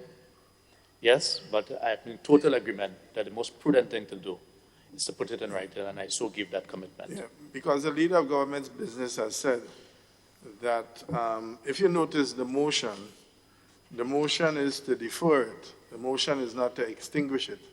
And he explained that he's hoping to engage with the debate in and around the same sitting where the supplemental appropriation bill will be brought.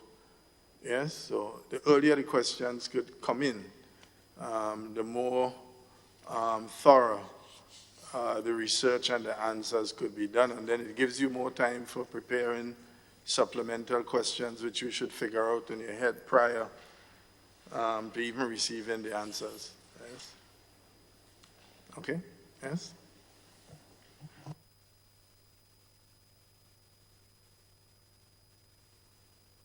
Question is that the motion standing in the name of the leader of government's business, resolving that the address delivered by the Governor General be deferred to a date to be fixed. All those who have that opinion say aye. Aye. To the contrary view say nay. I think the ayes have it. The ayes do have it.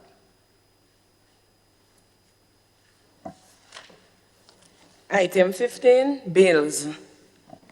Senator, the Honorable Simons. Mr. President, I beg to introduce for first reading a bill for an act shortly entitled Annual Stamp Tax Amendment 2019.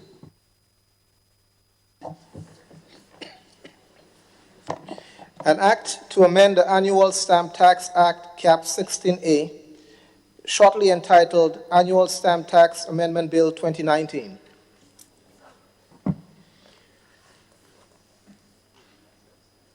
Mr. President, I beg to move that the relevant standing order of the Senate be suspended to enable the bill to be taken through all its stages at this sitting. The question is that the bill be taken through all of its stages in this sitting by suspending the standing orders. All those who have that opinion say aye. Aye. To the contrary view say nay. I think the ayes have it. The ayes do have it. Mr. President, I beg to move the second reading of the bill. Mr. President, as this is a money bill, I can confirm that we have the Speaker's seal to proceed. Mr. President, this bill, the Annual Stamp Tax Amendment Bill 2019, seeks to address two very specific things. The first is the repeal of Section 15A of the Principal Act, which speaks to penalties for failure to register for stamp tax. And this repeal, Mr. President, is necessary as it addresses a conflict that exists with Section 77 of the Tax Administration Act, which also sets out penalties for non-conformance. The second issue that is being addressed in this amendment, and the more substantive amendment, is to Section 19 of the Principal Act, which exempts licensed petrol service stations from paying annual stamp tax on the petrol and diesel component of their sales. And it is this more substantive issue, Mr. President, I'll speak to first. So, Mr. President, annual stamp tax is applied to all companies and is based on gross sales receipts. That's sales value before any deductions are made. And with that, with this, the annual stamp tax, there are two bands for payment. The first is for gross sales below $300,000 and an annual stamp tax rate of 0.5% is applied to those gross sales. And then the second band, the upper band, is for gross sales above $300,000 and an annual stamp tax rate of 0.7% is applied to that. And then within that, Mr. President, there is an exemption for the first $36,000. It's important to note, Mr. President, that the rate of stamp tax that we are talking about has already been reduced in coming into office, there have been a number of reductions. That upper band started in 2013 as at 1%. In 2015, there was a reduction to 1%. In 2016, a reduction to 0.75%, and in 2017, the current rate as it stands of 0.7%. Mr. President, this may not sound like a significant reduction, but in real terms, it has actually brought significant relief to our business communities. But, Mr. President, there have been further calls from a specific business sector, the petrol diesel retailers, for further relief with regard to, they require further relief because they're struggling to make the required capital investments in their petrol stations because of the particular structure, pricing structure, that is applied to petrol retailers, which is they work on a fixed margin in terms of that structure for petrol and diesel sales. So as gazetted, the profit margin for both, whether it is the petrol companies, the importers of petrol and diesel, or the retailers,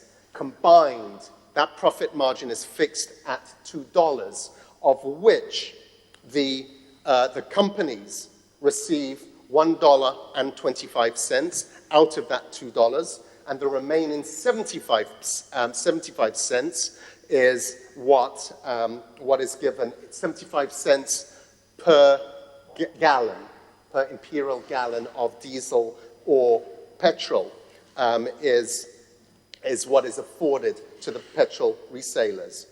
And because of this fixed margin that they have to work with, that's 75 cents, they are not able to accumulate sufficient capital reserves from their profits to make some of the necessary investments that is required in the maintenance, the upkeep, the upgrading of their petrol stations, and specifically looking at very, very costly items such as the fuel storage tanks, other critical equipment that has to meet international standards, ISO standards with regard to safety and function. So, Mr. President, those fuel retailers approached government with their request for relief, and the initial area that they looked at was whether there was a possibility of increasing that fixed margin to improve the financial standing. However, after consultation, after analysis, careful analysis within the Ministry of Finance, it was felt, and it is proposed, and that is what is before us, a more viable option is this modality of exempting them from payment of the annual stamp tax on their revenues, on their petrol and diesel revenues. So if you look at the nature of our gas stations today, they sell more than just fuel. They sell other products, whether it's other accessories for vehicles, whether it is groceries. Many of them now are mini supermarkets. So the proposal that is put before us is to bracket the revenues, gross revenues generated from petrol and diesel sales, providing the exemption of stamp tax on that component. However, they remain eligible to pay stamp tax on all other sales receipts generated from their business. Mr. President, this amendment, the proposal is to apply this retroactively, so from the 1st of January 2019. So they will receive the full benefit of that stamp tax exemption for the period of 2019 when they file their financials in 2020. So, Mr. President, this relief is to provide them with that fiscal space that they are able to make the necessary investments, the necessary upgrades to their operations. And Mr. President, it's Clause 3 that provides for this amendment to Section 19 of the Principal Act, which outlines this stamp tax exemption. Moving on to the first amendment that I had spoken to, Clause 2 provides for the repeal of Section 15A of the Principal Act, which currently states, where a person fails to register in the manner required by Section 3A or furnish the comptroller with information under the registration process in breach of Section 3A, he or she is liable to a penalty of $250. The repeal of this specific section, Mr. President, is necessary as it is in conflict with Section 77 of the Tax Administration Act of 2016, which also speaks to penalties for the same offense, but that amount is a higher amount, is $2,500 for the same offense. And since the Tax Administration Act is effectively the umbrella act for all tax matters, it is the Tax Administration Act, what is within the Tax Administration Act, that takes precedence. But to remove any conflict, any potential ambiguity, conflict that will exist, what is being proposed is that we remove that offending clause, if you like, that Section 3A of the Principal Act. So, Mr. President, it is for those reasons that this bill is commended to the House for its second reading. I thank you. Honourable members, the question is that the bill be read a second time. Senator Karine James. Thank you, Mr. President. Mr. President, before I begin to make my contributions on this bill being later this morning, I want to first start off by stating that as a family, as a community, moreover as a nation, we have lost the mother of one of our national heroes, Miss Pamela James, Kirani James's mother. And so, Mr. President, I wish to extend condolences to Kirani in this time of grief and to the rest of the family. Mr. President, those citizens welcome tax exemption. However, when these exemptions are benefiting only a handful of individuals or businesses, to me, it raises some concerns, right? And therefore, Mr. President, I am indeed baffled as to why service stations, right? Mr. President, in my hand, I hold an estimation, a rough estimation, so to speak, of revenue generated from the annual stamp tax on petrol components, namely diesel and gasoline. At a rate of 0.7%, the government stands to lose just under $5 million annually. And so through you, Mr. President, I want to ask the leader of government business a few questions. The first one being, has an assessment been done to quantify the revenues that will be lost from this exemption? What is the plan to recover from the shortfalls of the revenues lost as a result of these exemptions? And I believe, Mr. President, rather than an exemption, we know our fiscal space doesn't allow for certain things to occur, right? Why not consider lowering the stamp tax rate again so that not only some relief will be given to the service stations, but government will be able to collect some revenue since there is no clear indications to me as to how government will account for these losses. Moreover, Mr. President, I believe that we should think about also reducing the petrol tax so that the ordinary citizens as well can benefit at the pumps. So these are some of the questions and concerns that have stood out to me after analyzing the bill. And so if the leader of government business could provide me with some feedbacks or responses, I would be grateful for that. Thank you.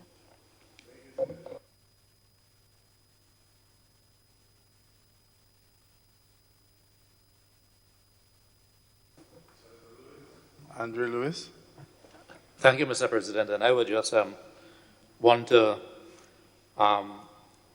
make a brief comment on the proposed amendment and to find out, now I know it is designed based on the arguments put forward by the leader of government business. It is clearly designed to give a welcome relief to the dealers. And it is specifically designed, according to the explanation given, to assist in upgrades, capital upgrades, investments, etc. So I have two questions and comments. One, that whether or not there can be a possibility, which will dovetail in the concern raised by my colleague senator on the side here, in a possible reduction at the pumps. And two, and I'll come back to the first point, two, whether or not the government will have a mechanism in place to ensure that the stations, the dealers who have benefited from this actually reinvest or do the investments in the upgrades. Because if the driving force, one of the driving force is that they are not able to do the capital upgrades that they would want to do. Because remember, you're increasing the profit margin. This is designed to increase the profit margin and therefore put more return earnings into the hands of the dealers. And because it is designed to allow them to do upgrades, the question would be, how do we monitor this? And see, this is linked to the issue of whether or not, because there is no doubt, we all know that the price at the pumps are high. We know that this is imported, yes, because we have not yet brought to the surface oil and gas, yes? And therefore, whatever we do, we would want to ensure that if it is possible that others, apart from the dealers, can benefit from this, and to ensure that the reason advance by the dealers is actually put in place for this, because we will hate to pass by a gas station, colloquially speaking, 5 years from now or 10 years from now, and you continue to see the deterioration of their premises. So these are just some of the concerns and observations that I would want to bring from this side here. Thank you very much.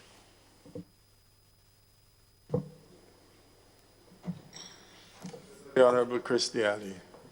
Thank you, Mr. President. Mr. President, I rise to support the amendment and to make some comments and to say that where we sit in the private sector, we would like stamp tax to go. We have said so. We understand that. Get rid of stamp tax. It's a regressive tax because you take tax on sales, sometimes that not even materialize at years, because you have credit sales and you have cash sales. And then you take it at the top, and if I'm making a loss, I still have to pay this tax. Apart, because if I make a loss, I have to pay corporation tax and so on.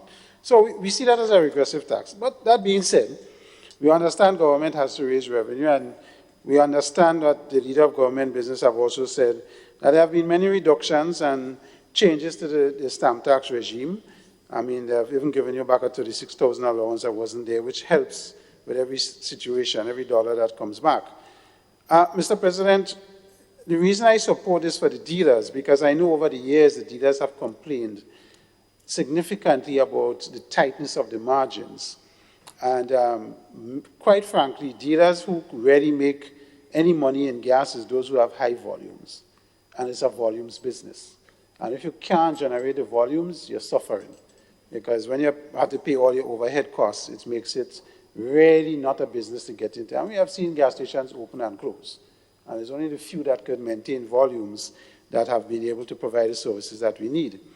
But that being said, even though the leader of governments moved the bill on the fact that they would like to see more capital investments, I mean, we are a private sector business. When you give us a relief and we pump monies back into our margins, it is not only for capital. It is also to ensure survivability of the business and increasing cost of overheads and how you deal with that. Yes, we would like to see capital investments make, and I'm responding to the question raised by my colleague in monitoring. I don't know if that is fair. I mean, what we want to see is gas stations be around and be safe to operate. And I think this is the biggest area of concern. The safety aspect, the changing out of tanks on the ground, the improvement of accuracy on the pumps, and all of that, and moving to a digital system versus the old analog system that we had. And that is where the investment comes with these guys, that we have to ensure and protect that they have the necessary things to do and give to the public the service that is required.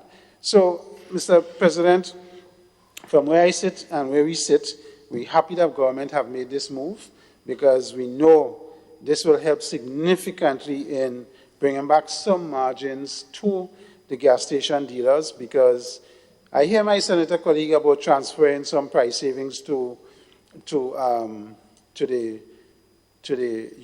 buyers of petrol and customers. I think there's a different discussion that we need to engage with government. I don't think it could fit into this particular arrangement, but that is a different discussion that we have to see how the prices of petrol move up and down. And you know, Mr. President, when we had all the drama happening with Petrotrin in Trinidad recently, that's changed the whole regime. Trinidad is now boasting that they were bringing in petrol out of the U.S. cheaper than Petrotrin could have manufactured that and distilled that. So, you know, it's interesting how these dynamics are working, and it's something that the other side needs to look at as well, because it seems as though, you know, processing in these parts, granted it creates jobs, is not as efficient as we like it. And lastly, just to say to the Senator, I think that when we give this little relief to the dealers, it ensures that people keep their jobs, my brother in labor, and I suspect, and I'm certainly that he supports it from that angle as well. Thank you, Mr. President.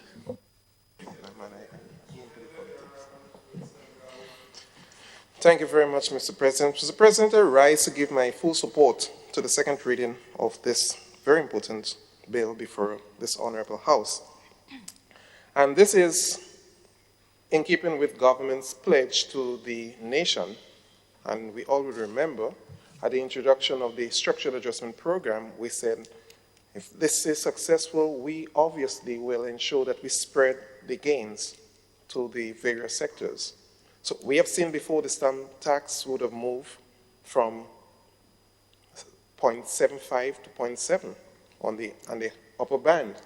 And today, we're passing in this honorable House to bring relief to the service centers. And as the leader of government has rightly said, their margin is gazetted, 75 cents on every imperial gallon sold is the margin. Yes, we are seeing capital investment and upgrade. I mean, I pulled into the Wester Hall Service Center 2 nights ago. Massive facility. But what is very striking, Mr. President, is the number of employees and female ladies. Female is always ladies, come on. I am hitting at something, because females are supposed to be always ladies. But the way this world is going these days, Mr. President, we have to probably take some closer looks to really show if the female is really a lady.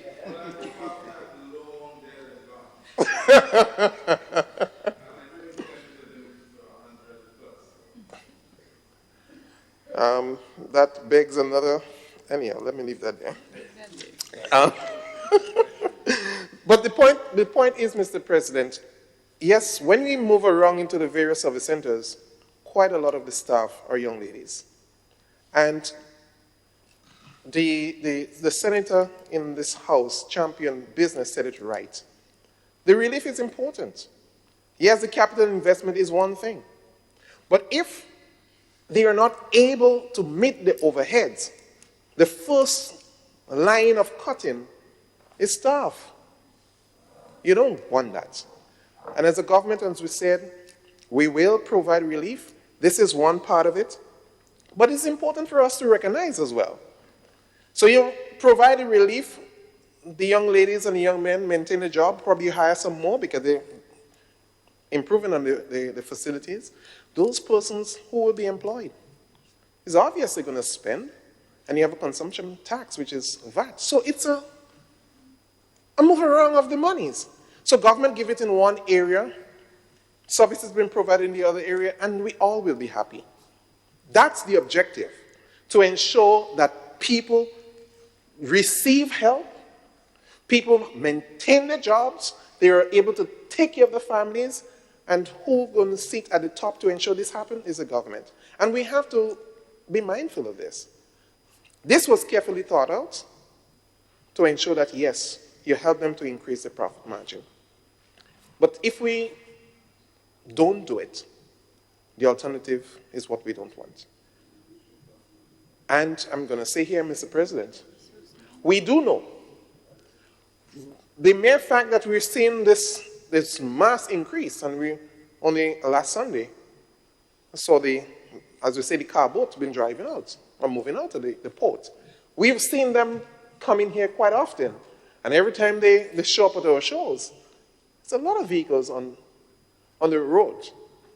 So it means the opportunity for more to come into the service stations because more vehicles are driving on the road, albeit I do not support the speeding and the accidents that we're seeing happening because that's another story. But the point is, yes, we are seeing quite more vehicles on the road. And as a result of this, leader of government business spoke about it earlier. The move the studies being done by New York University as it relates to Grenada being, or St. George is a climate resilient city, the first in the region. And one component of this is to ensure that we ease the congestion on the roads. That work is being done. So what we are saying holistically, the development of this country, as a government, we want to bring all the sectors together and everyone working in harmony to ensure that we all benefit from the resources of this country. And for this few words, Mr. President, I want to give my support to the second reading of this bill. Thank you. Thank you, Senator Garvey. Senator Steele? Oh, you have Senator Williams? No? Oh, sorry, go ahead. Yes. Thank you, Mr. President. I'll be brief. I think the important points have already been highlighted by my colleagues. I want to express my support for the bill that's before us, and I just want to say that it shows the responsiveness of the government. The government made a commitment that once the economy improves, the tax burden, as the tax burden will slowly be relieved on the Grenadian people. And this is just an example of the manifestation of that. We recall in the Prime Minister's budget presentation last year, he highlighted that there's also a 2% reduction of the personal income tax and the corporate tax. So that is in addition to the reduction on the percentage of the stamp tax that we have seen from 2015. So the government is keeping its promises, and it is responding to the needs of its people. This particular need was that of a specific type of business entity. They made an appeal, a specific appeal to government, and although the relief that is being provided is not in the form that they would have initially requested, it is a relief, right? So the government is trying to find avenues to provide that relief to our people, and that is something that should be commended. Now we can't say, okay, you're providing this relief to one set of persons, why not provide it to all? That is not how economics works. That's not how finances work. Because we do realize that in providing that relief, government is giving up a substantial amount of revenue. But as the Prime Minister would have stated in his budget address, by sacrificing that revenue, you're also allowing for more disposable income in the hands of people, which can be reinvested into the economy and which can provide growth for the economy. So it's not a loss. It's just providing an opportunity for greater investment and greater economic activity. Despite my, should I say, socialist inclinations, I was a bit surprised to hear from my senator colleague, Lewis, on the other side of, I was surprised to hear his suggestion of a sort of monitoring of private entities. I do not think that is something that will be welcomed by the private sector, as Honorable Senator Diali would have pointed out, because we do have some free market principles in this mixed economy that we would like to maintain. And as was pointed out, the monies that will be saved as a result of this relief, well, not saved, will not only be invested, will not only be directed towards capital investments, but in meeting other expenses. So I don't think that these service stations would welcome another level of monitoring, which can be seen, which could be seen as government wielding a strong arm. That's the phrase. Yes. So I was a bit surprised to hear that from the leader of a labor union. Maybe times are changing. But with that being said, Mr. President, I welcome the amendment to this bill. I think it is one that not only the service stations would welcome, but the people of Grenada will welcome, and it is just a further example of the government's commitment to the people of Grenada post-structural adjustment. Thank you, Mr. President. Thank you, Senator Williams. Yes. Whose light is this on? Okay. Oh. Senator George, on you.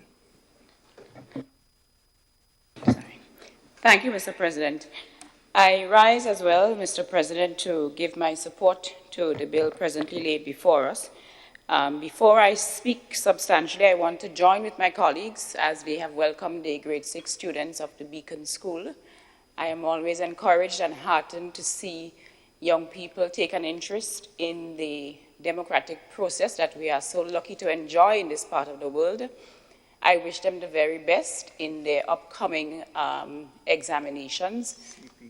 CPEA. I have a son who embarked on that exercise 3 short years ago, and I can just imagine how anxious they might be, but I want to say to them, it is an opportunity. I want to encourage them to give their very best and to remember that your best is always enough. And so thank you, and I hope the proceedings are useful and beneficial. And so, Mr. President, there really is not much that is left to be said in relation to the bill. I think my colleagues on this side of the House have ably spoken in support of it. I think the comments from the other side are welcome, considered as well. I wanted to say in support, Mr. President, that the bill coming as it does confirms the correctness of taking a measured approach to tax reform. I did hear the comments raised by my sister James on the other side, suggesting that there should be a broader approach to amending the tax legislation. But I want to caution against that approach, and I want to say that I believe the better approach is as the government has done, to make the amendments and relieve the burdens as the need arises and after consideration. It is useful to remember that there has been a recent reduction in the income tax for persons in the $3,000 to $5,000 category, and in the $5,000 category as well, above $5,000 category as well. I wanted to say as well, Mr. President, that it is important to our overall development that at times we focus on the benefits that are before us, that we see them for what they are, we acknowledge the gains for what they give, and we don't always distract ourselves by taking a narrow view or a strictly political view, but to see this amendment in particular for what it is, which is a reduction on the tax obligations of citizens just like us in the private sector, who are doing what everyone else in the private sector is doing, which is to make a contribution to the economy while trying to maximize their profits and returns. And so, as I said, Mr. President, I rise to give the bill my full support. Thank you. Judge. Yes. Senator Steele, I think. Thank you, Mr. President. Mr. President, I'd like to start by thanking colleagues on both sides for their valuable contributions with regard to the proposed amendments to this bill. So addressing some of the specific points, and some of it has been covered already. But Senator James, your question as to the financial analysis in terms of the revenue shortfalls that would be the result of this. The Ministry of Finance is obliged under the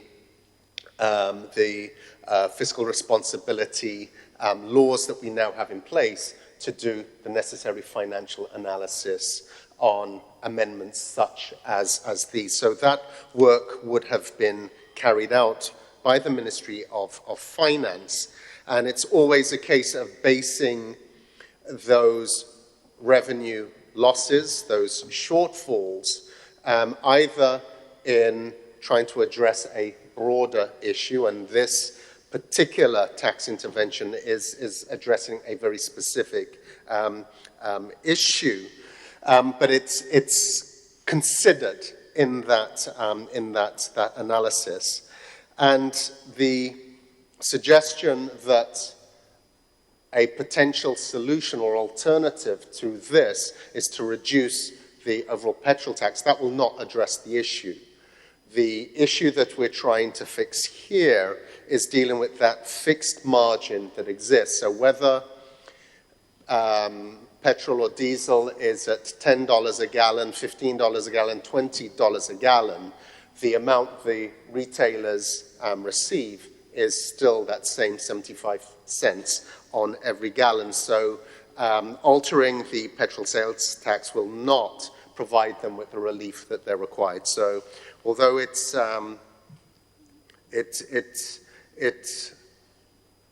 an option, it's not a valid option in this particular case. And as I said, this amendment is addressing a very, very specific issue from a specific sector of the business community, which relates to the need for the dealers to provide them with additional fiscal space, with the very narrow margins that they receive, to enable them to maintain and upgrade their establishments with safety at the forefront. And that is of a major concern. But the point that Senator Diali raised, that it goes beyond that, and I totally agree, it's also about the survivability of those businesses. Margins thin. The only way they can make a reasonable return is through high volumes of sales. And we have already seen a number of our gas stations go out of business because they're not generating those necessary volumes. So this and part of the calculation that the Ministry of Finance would have made would also speak to the need for jobs, ensuring the job security within that sector, or even potentially job creation within that sector. The request for further tax relief, a broader approach to this, Mr. President, we have to be responsible at the end of the day. We all know that paying our taxes is a necessity. It is a necessity. That is how we are able, government is able to generate revenues to be able to invest in all of the essential services, all of the public services, be it education, healthcare, helping our vulnerable, our roads, our infrastructure, etc. We cannot do all of those things without a viable tax mechanism in place.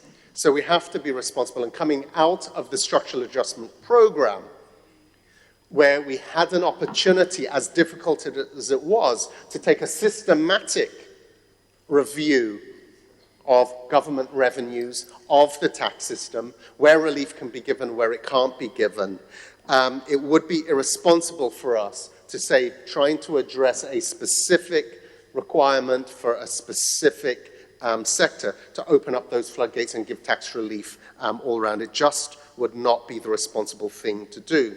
And what we do not want at the end of the day, Mr. President, is return to those dark and dismal days prior to 2013, where this country was on the brink of bankruptcy. We do not, Mr. President, want to return there. So responsibility in our actions is important. But, Mr. President, that is balanced against this government's pledge that with shared sacrifice comes shared gains. And when opportunities do arise to provide relief, such as in this example,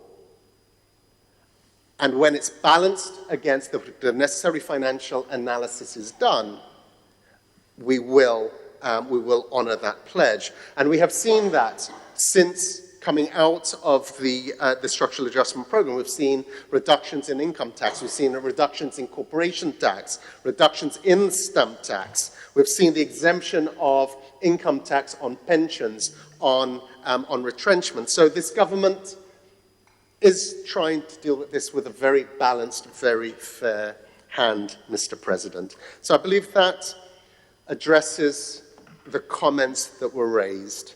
So just concluding on the bill before us, Mr. President, this bill, this amendment, is to address two specific things. One is the conflict in the two acts.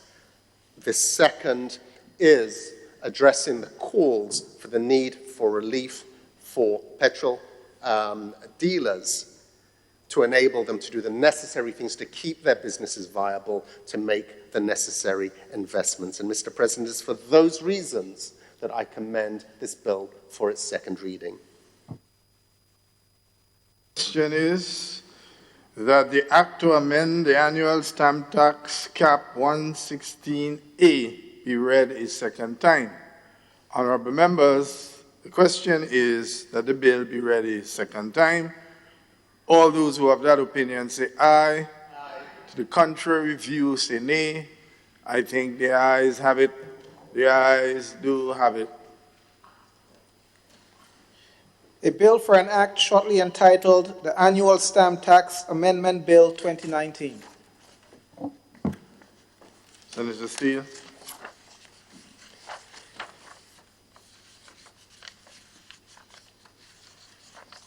Mr. President, I beg to move the third reading of the bill. Since it is a money bill, we do not have to go to the committee stage. Honorable members, the question proposes that the bill be read third time.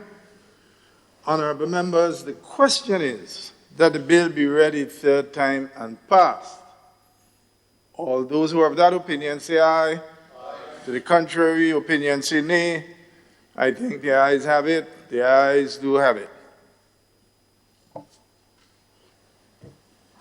A bill for an act shortly entitled the Annual Stamp Tax Amendment Bill 2019.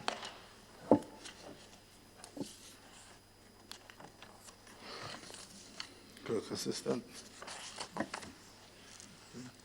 Item 16, public business.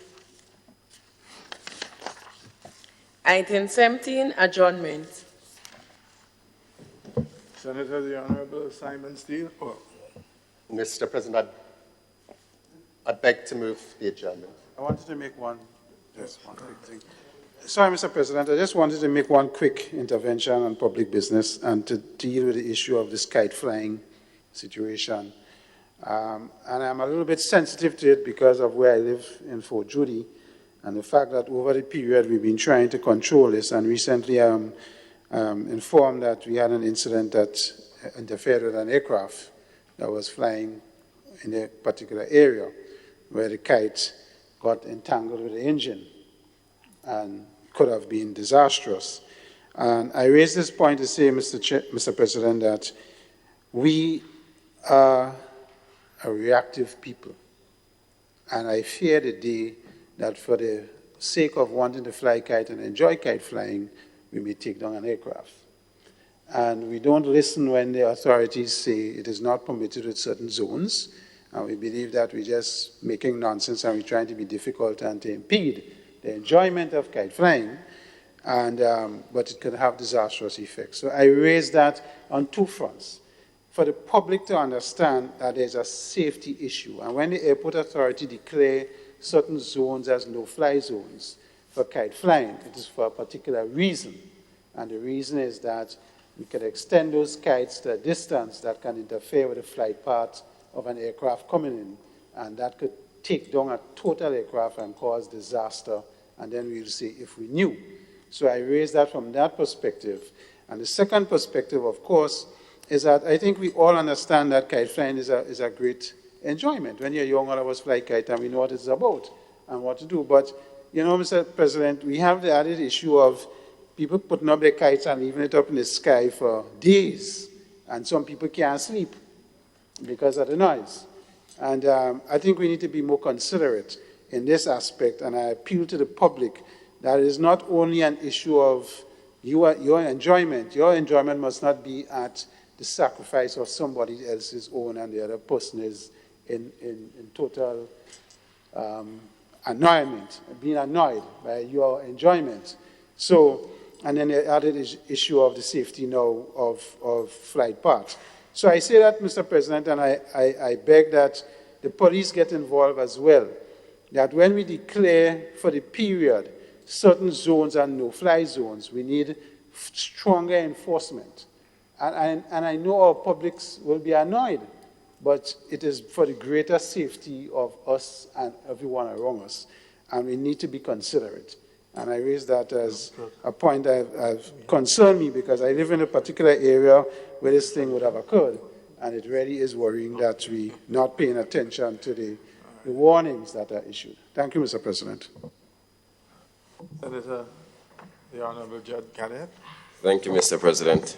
Mr. President, like my colleagues, I want to welcome the grade 6 student of the Beacon Primary School. I want to wish them all the best in their exams, in the CPA exams. I trust this experience here this morning was a great experience for them. I believe if I was in your position, I would be extremely excited and most likely have the thought of becoming a politician one day. So I hope your grandson, Mr. President, will definitely fall in your footsteps. And And no, we need many more chess. Mr. President, I want to speak as a youth as relates to what occurred at the last sitting.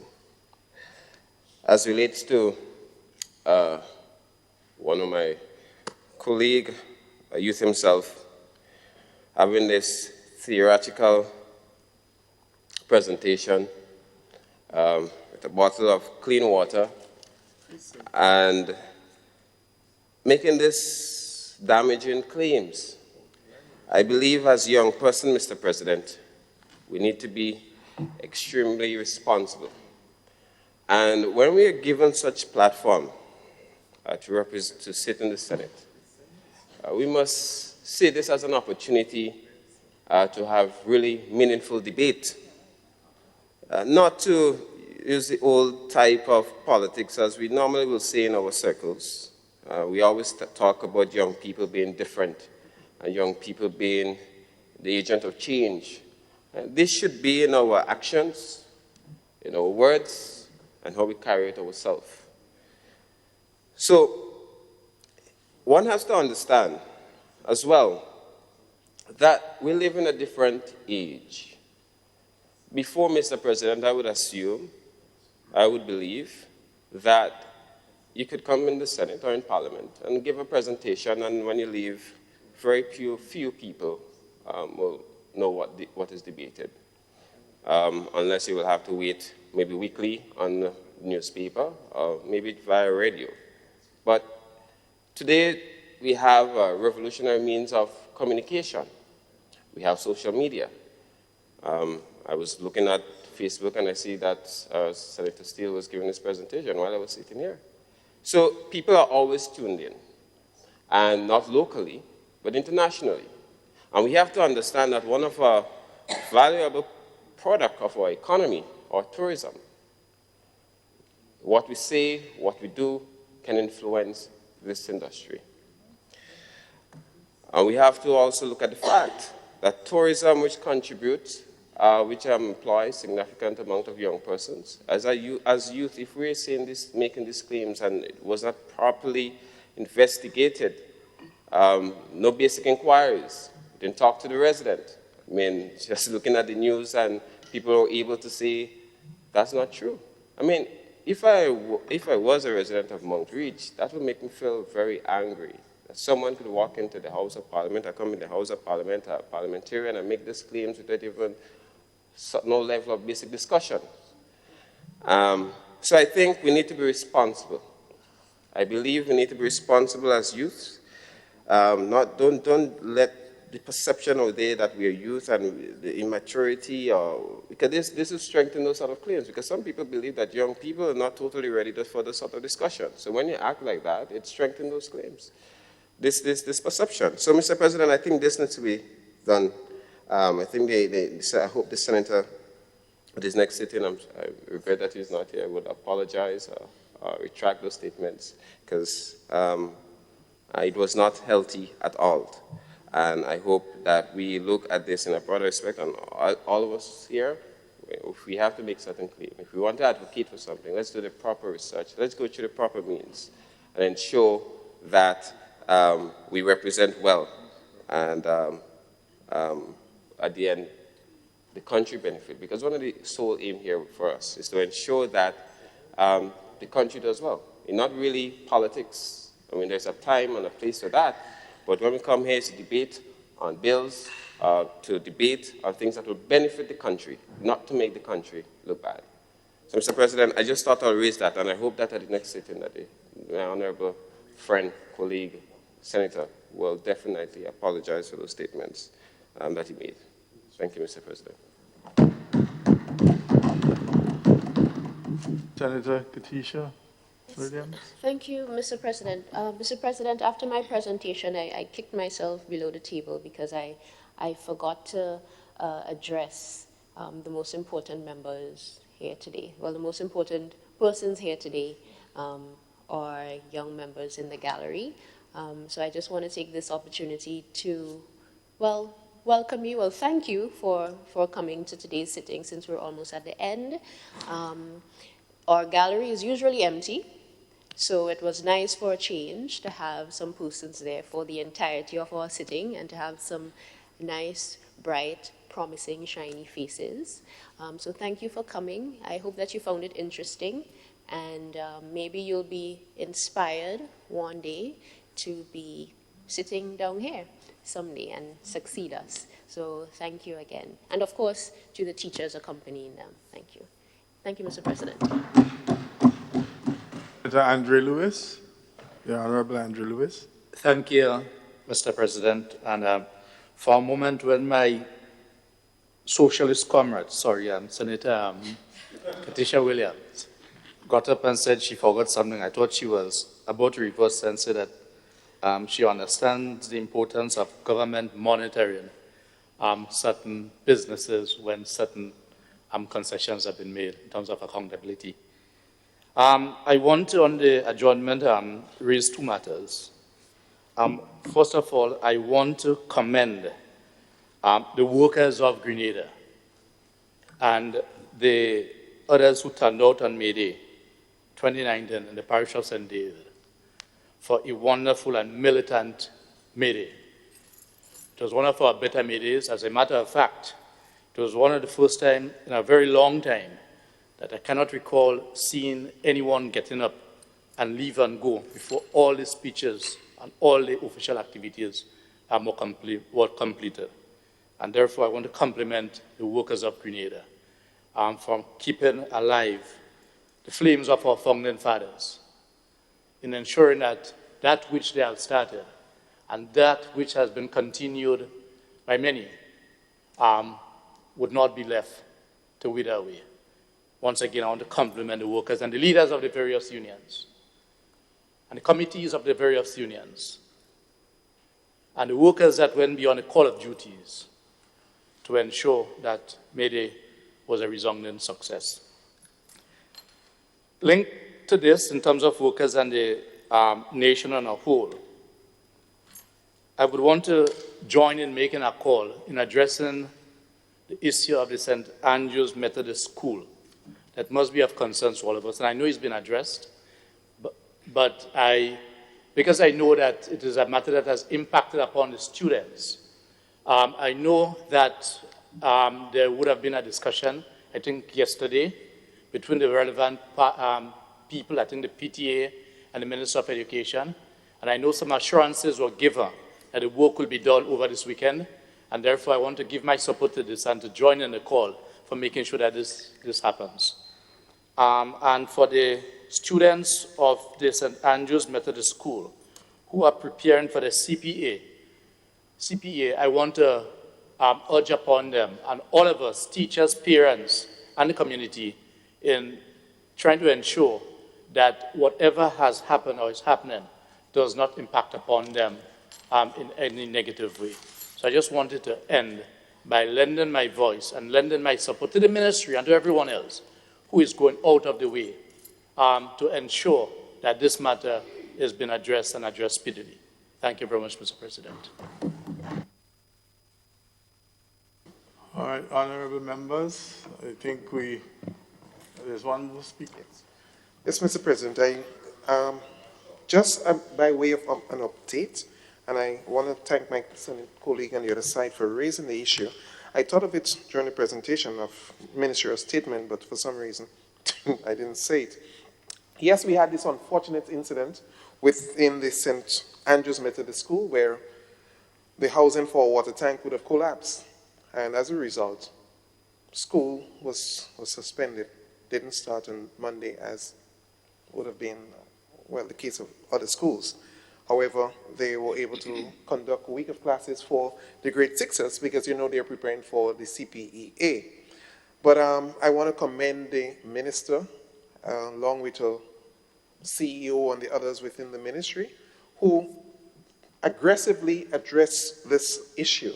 Had the technical team, the engineers and the likes to move into the compound and to do the relevant surveys to assure the nation and to show us as government that the facility is safe and sound to house students. And yesterday, the engineers gave that report, and I know they're doing the finalizing. So Monday, Monday of next week, school will resume at its house, the St. Andrew's Methodist School compound. So I want to thank the ministry for working assiduously to ensure that this happens. Again, it also speaks to what we have been saying as it relates to ensuring that, and from a disaster management perspective, that we have safe surroundings, safe facilities. And you do know that government has been investing millions of dollars in the upgrade of facilities around the country, school facilities. And that is one of those facilities that will ensure that is maintained. But see what it is. It was an accident. It is now remedied. We're going to move forward with ensuring that the school environment continue to be safe. Thank you, Mr. President. Member, just out of my own interest, I have a capacity for facetiousness. And in an earlier period, the old folks used to describe me as being haunted. I wouldn't venture down that road, but I can tell you that I am suppressing quite a chuckle. But my question really is, could no one have determined that the structure upon which the water catchment was placed was compromised to an extent that something would have happened? Isn't there some sort of inspectorate that goes around the schools? What about the people employed there? I mean, there was a localized earthquake or something. I mean, nobody could have determined that this thing needs maintenance. I'm not an engineer, but I have sufficient engineering friends that quite often there are signs of these things that you can see. Either there are cracks in the concrete, the steel is being attacked by corrosion. Could nobody, including the people who work there and teach these students, could have brought to the attention of the relevant authorities that this structure looks as if it is compromised? So we have to wait until it collapses? Just a rhetorical question. Finally, I want to end on this note. At the last sitting, we spoke about the deteriorating public order in respect to the issue of public decency. It is an endemic problem. And senators spoke at length on it. Lo and behold, a few days later, in fact, it would have been either earlier this week or late last week, I was shocked when I turned on to the news. And in the broadcast, brought on Channel 6, and I will use the opportunity to name the corporate body, Flow. They displayed a degree of vulgarization of what has now come to be called culture. I had to be looking around to see whether or not where my grandson was. In a musical tidbit, in an interlude, coming into my living room, I intend to write the general manager of Flow, who is my very good friend. But I appeal to the conscience of the corporate community. Everything must not be interpreted for its profit returns.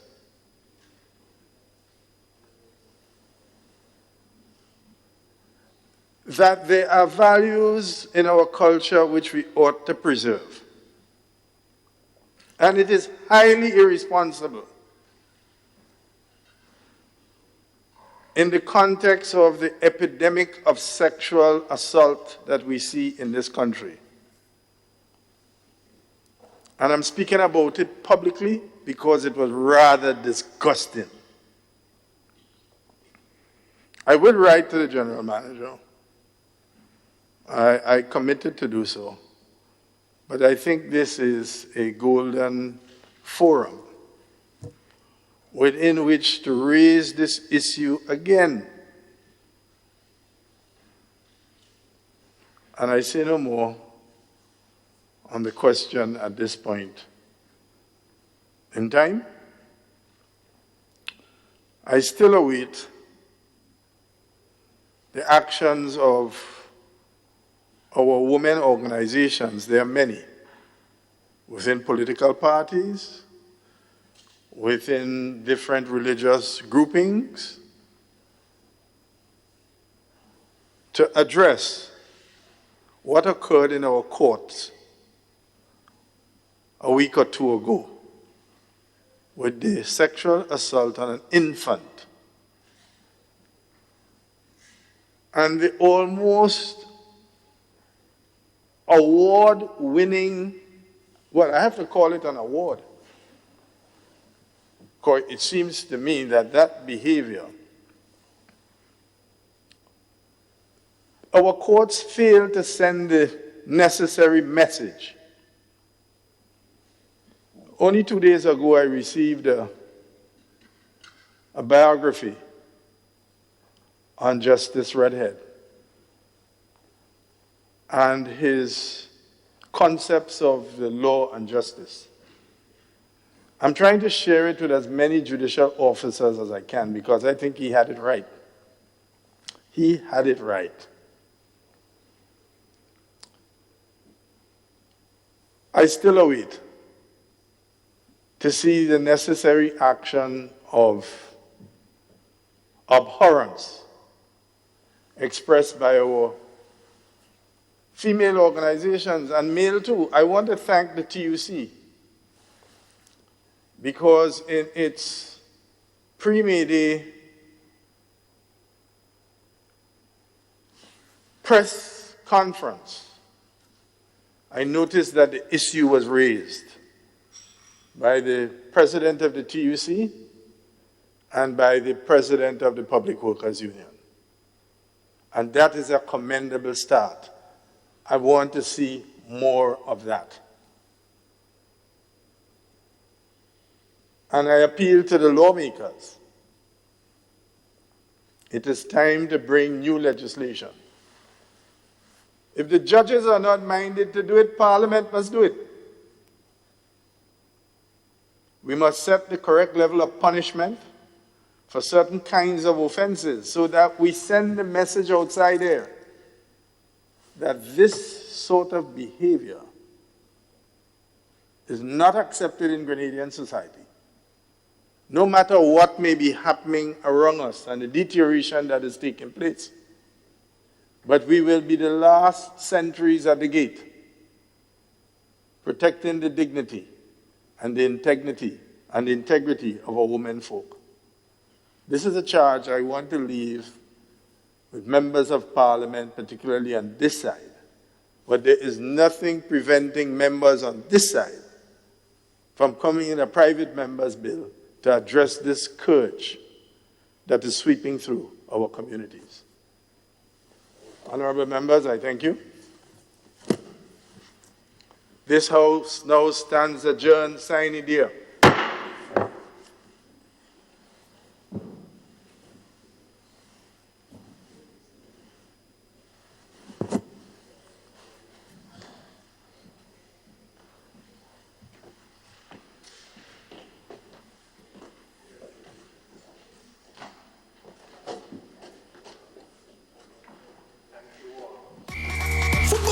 The second annual Pure Grenada Cup is down to the final matches of the group stage. This week we head back to the Cotton Park in Boer for 2 days of exciting football. on Wednesday, 8th May from 6 p.m. In Game 1, St. Patrick Crump City Strikers versus St. George Royal Cannons. And in Game 2, St. Mark Western Stars versus the U23 Spice Boys. Then on Friday, 10th May, another doubleheader. From 7 p.m., the U23 Spice Boys takes on St. David Top Strikers in the first encounter.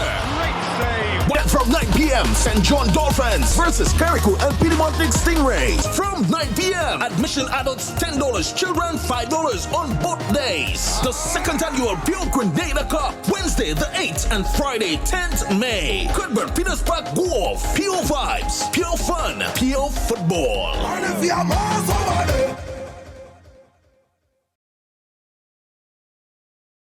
On Friday, May 10th, the most anticipated food and drink event is upon us again as the RGPF Police Week Comedy presents Food Fest 2019. Pearls Strip is the venue as the clubs of the RGPF join forces with the Grenada Customs, Her Majesty's Prison, and the Grenada Airports Authority, and will all compete for culinary supremacy. From 12 midday, food goes on sale. Each participating club will prepare and present a variety of local dishes, which will be judged and critiqued based on taste, presentation, use of ingredients, and applied knowledge. I'm telling you, these guys and girls could cook. And as evening simmers in, the action gets turned up with music, top DJs, artists, live band, queen and king contestant appearances. Food Fest 2019, Pearls Strip, Friday, 10th May. The perfect family event. We are just days away from concert royalty. Driver! Don't stop at all. As the Long Walk to Freedom Tour touches down in Grenada. Me love me car, me love me bike, me love me money and thing. The anticipation is building for the return of a living icon, Buju Banton. Backed by his Shiloh Band.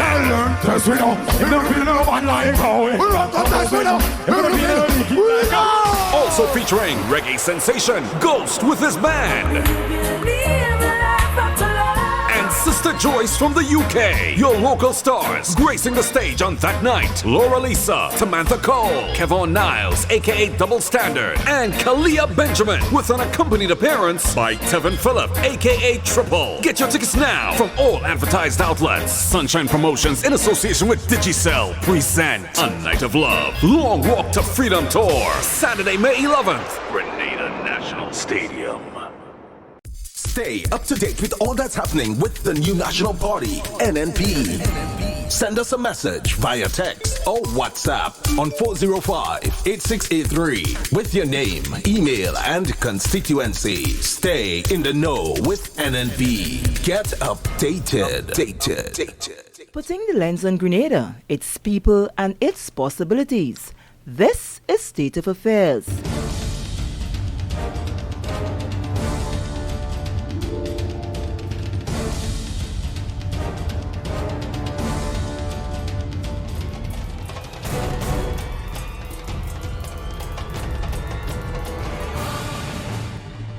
Presenting this week, I am Sherry Noel.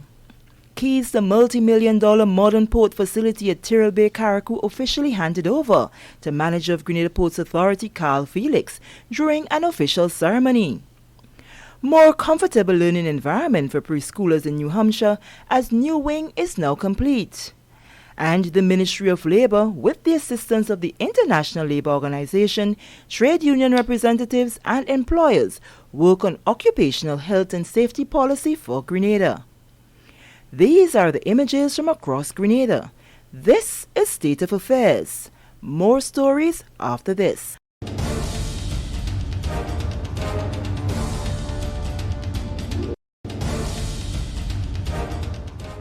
Yeah. I know you that win from back to back, can I? There's no way that man can ever beat you. We went to about 5 points. The last?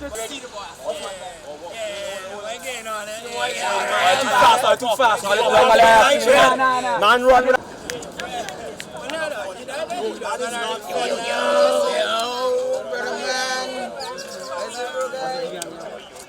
Yo, Rennie, hold on. Rennie, you're not the same girl. You have all that motor boy training. In truth. Yeah. That is a chance. Hold on. It's the walk.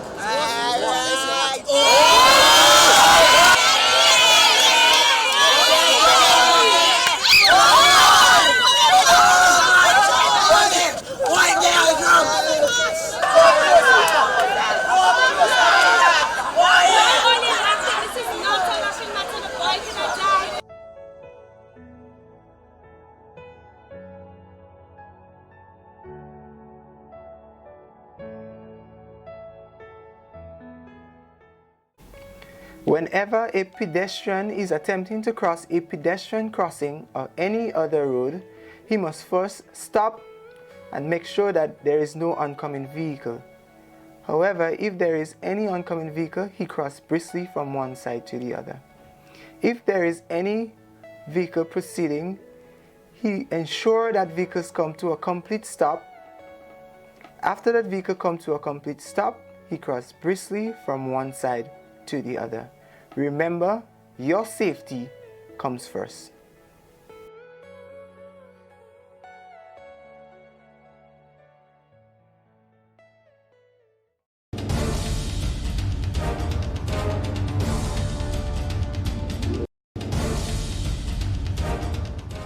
Tyrrell Bay Port in Carriacou has been officially commissioned and is expected to commence official operations by end of October 2018. The port, which was constructed at a cost of $7.3 million EC dollars, will see the suspension of Hillsborough as the Sister Isle principal port of entry. For some time, there has been calls on the administration to construct a proper facility for Carriacou, as the present facility at Hillsborough has outlived its time and was no longer appropriate for the volume of activities and daily traffic. Wendy Edmond has more. The newly constructed port in Tyrrell Bay is a replacement to the old structure in Hillsborough, which was in danger of collapsing and as such presented a danger to life and limb of those who used it.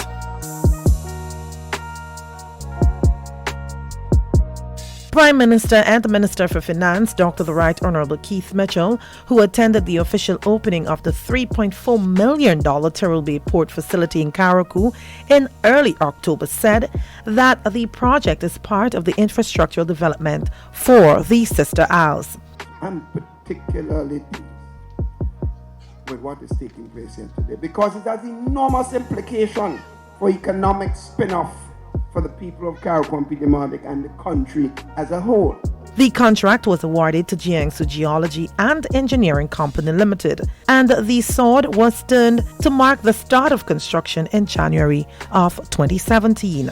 Now, after 18 months of construction work and modification of design, a new structure has emerged, complete with a welcome center, sit-in facilities, warehouse and office space, and washroom facility.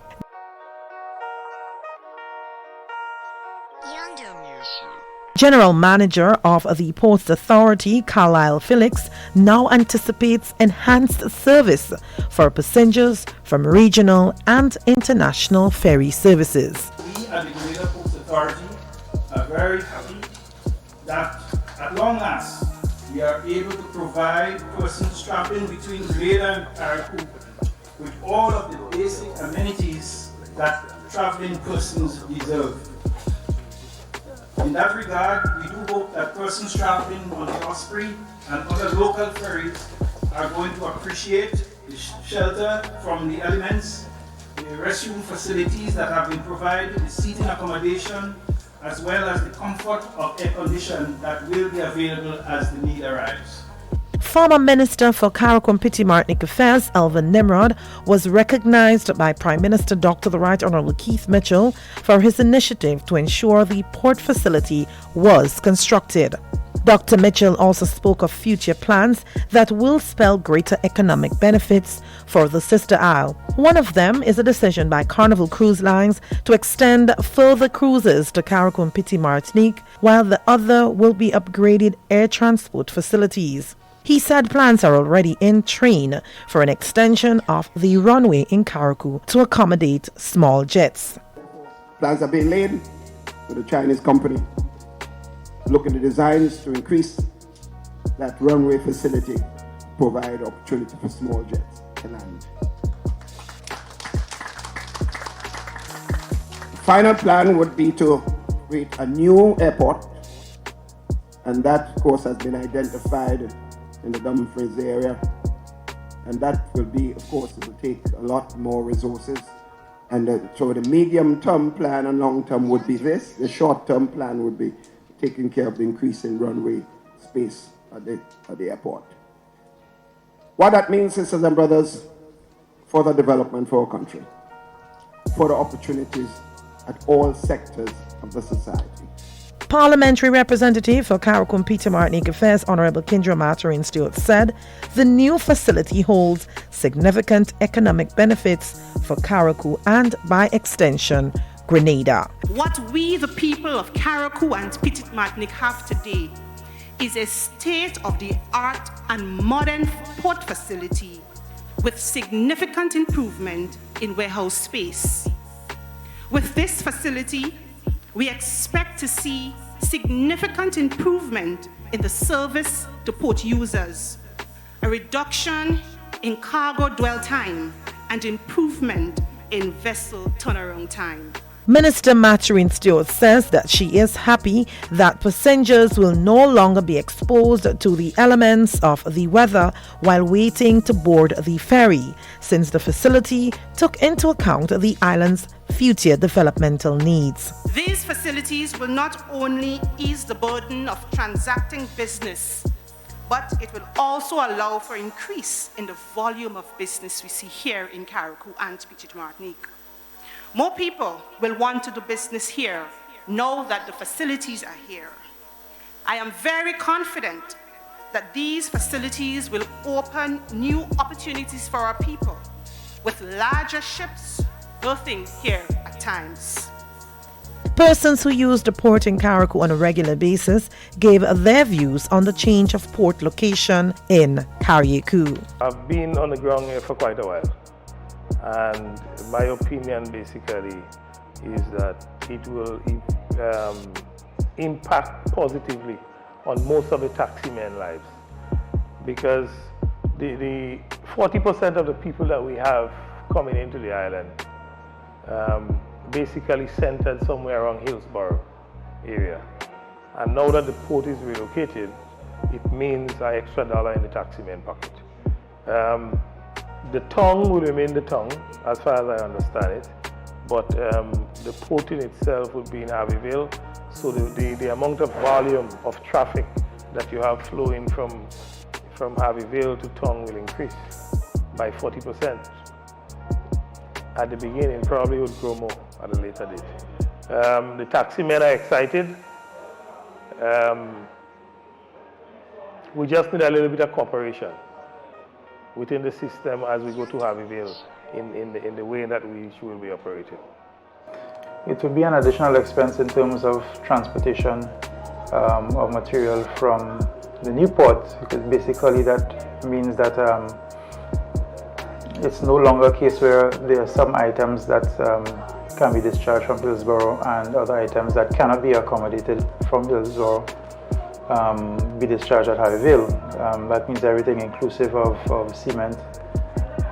Well, I mean, there's nothing I can do to change the situation. The most we can do is see what creative ways we have to absorb or reduce the expense of transportation in terms of getting materials from Tyrrell Bay.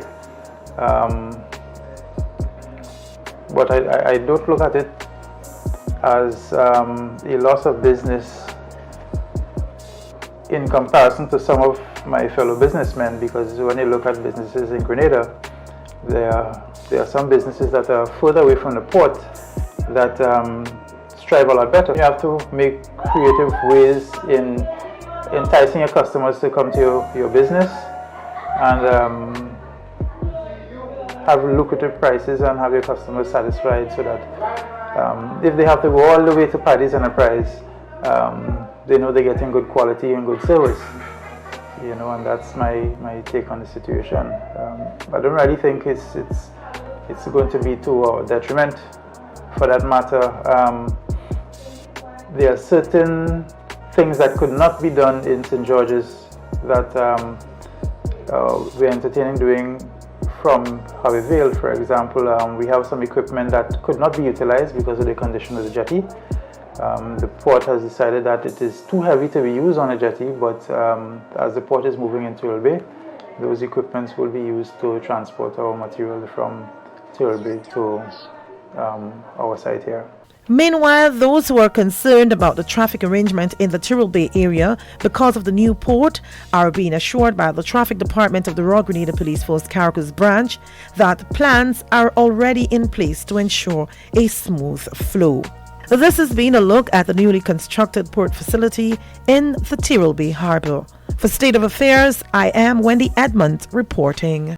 This is a Grenadian reality. This is our current state of affairs.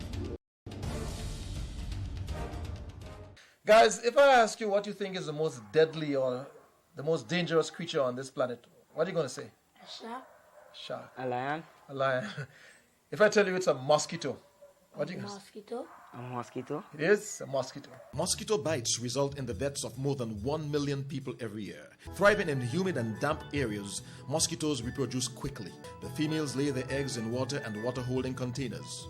When the pupa changes into adults, they leave the water and become free-flying biting insects. These biting pests can carry a number of diseases. Once you have a mosquito problem, check out your surroundings. It means that the mosquito breeding source is near your home. It is almost impossible to get rid of mosquitoes entirely. However, we can all play our part in controlling the mosquito population. Mosquito control is not solely the responsibility of the Ministry of Health, but it's also the responsibility of every member of the community.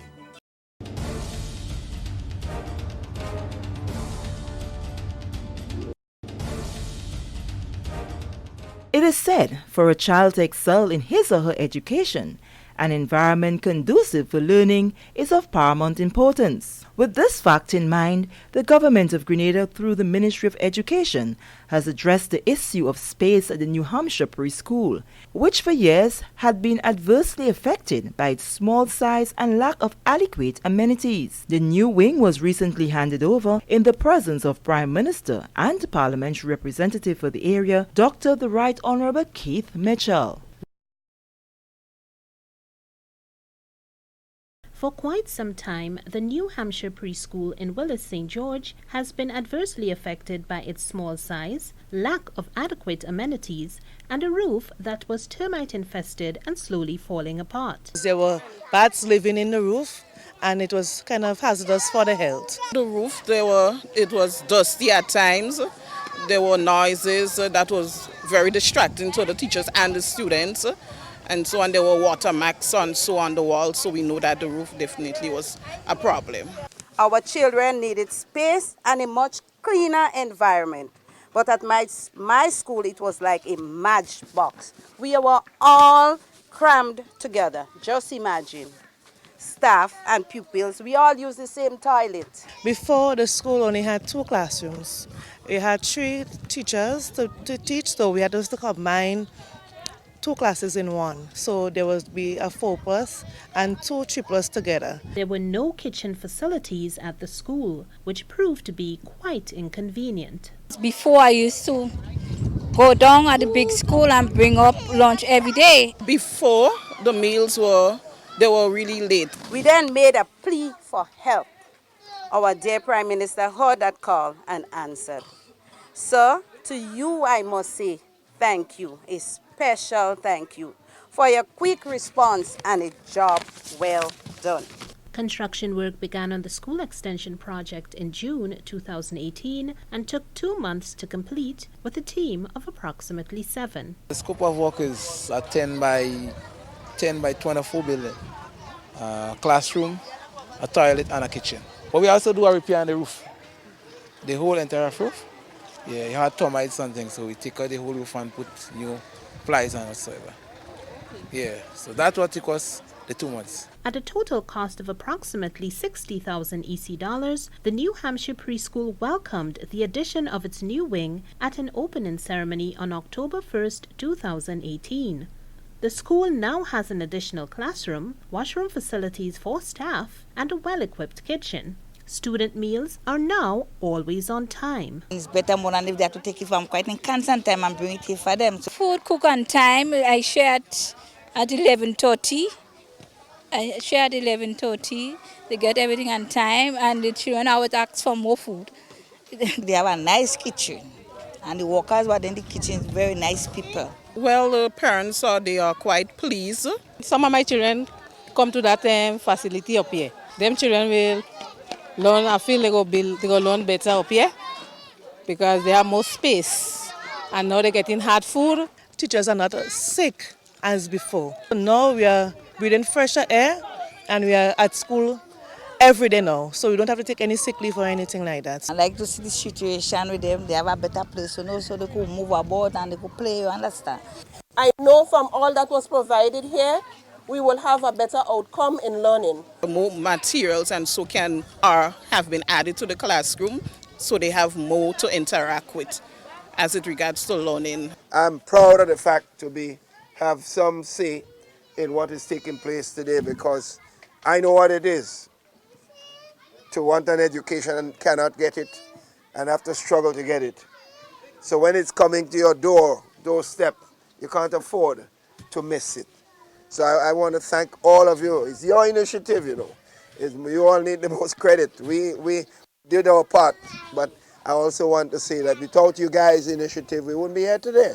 As a community, we felt good, and we were encouraged when we saw our very own young men and young women from right here in the village working hard, working tirelessly, working overtime to make sure that we have a top-class facility. It was not a hard thing for them because they know how to work, and they had some good men, and I'm proud of them.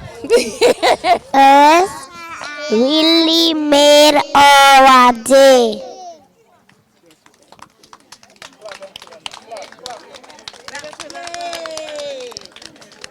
Contractors Richard Braveboy and his brother Joseph Braveboy are from the New Hampshire community. All my workers is from the community. Two of the painters is from out. Yeah, we have two ladies, which is Kisha and Natalie. They work very well. Yeah, and then three other guys. And they work day well as night to see the building go up. Rain and not rain, they was there. Put hands together, hand in hand. Right now, it's good, and I love to see it. We're quite happy to do it and continue to look forward for more work. I want to say thanks to the contractors and the government for hiring me. We expect a lot of good things coming from the community because of this new environment you have here. So parents, continue to give your support to the school, continue to secure and guard this place. On the behalf of the principal, teachers, and the PTA of the New Hampshire Pre-Primary School, we would like to express our sincerest thanks to our Prime Minister, Dr. Mitchell, our Parliamentary Representative, Brother Tobias Clement, the Ministry of Education, the Ministry of Work, and every other person who are involved in making sure that we have this lovely institution that we have today. I believe that we in New Hampshire here will go from strength to strength with your support. For State of Affairs, I'm Annette Moore. This is the Grenadian reality. This is our current state of affairs.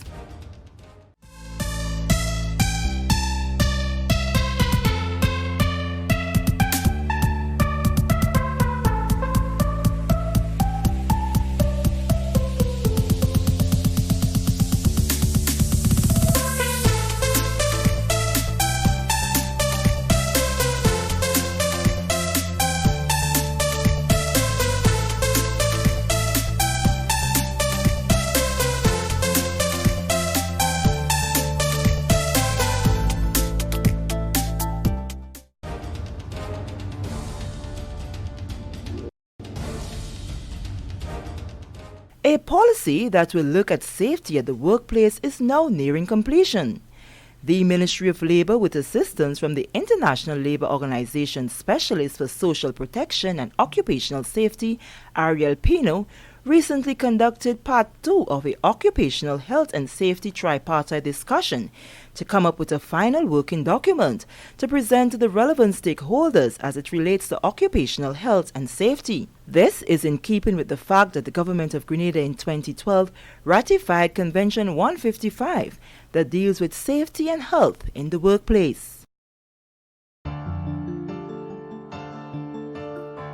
A draft National Occupational Safety and Health Policy for Grenada is nearing completion. The Ministry of Labour, in partnership with the International Labour Organization (ILO), held a workshop recently at the Grenada Trade Center Annex to deal with the process of policy for government. ILO Specialist for Social Protection and Occupational Safety and Health, Ariel Pino, lent his expertise to the workshop, which took the form of a tripartite discussion with employers, government and trade unions. In 2012, the government of Grenada ratified Convention 155 that deals with safety and health in the workplace, and in 2016, the first consultative workshop supported by the ILO was held to begin the process of the development of the Occupation Safety Health Policy for Grenada. Permanent Secretary in the Ministry of Labour, Lima Frederick, says her ministry sees the hosting of the tripartite discussion as timely and in the best interest of the working population of Grenada. Today is a continuation of the work which began in 2016 and which we need to bring closure to by hosting this workshop to finalize the policy. We cannot delay any longer on the completion of this document. Occupational safety and health in the workplace is an integral part of one's work life. Good practices enable a worker to be safe on the job while continuing to provide for his or her family. It also improves the image and the bottom line of a company. However, the absence of safety and health can incur loss of lives, grief to family and friends, loss of income, poor image of a company, and the employment of damage control initiatives to reverse bad practices.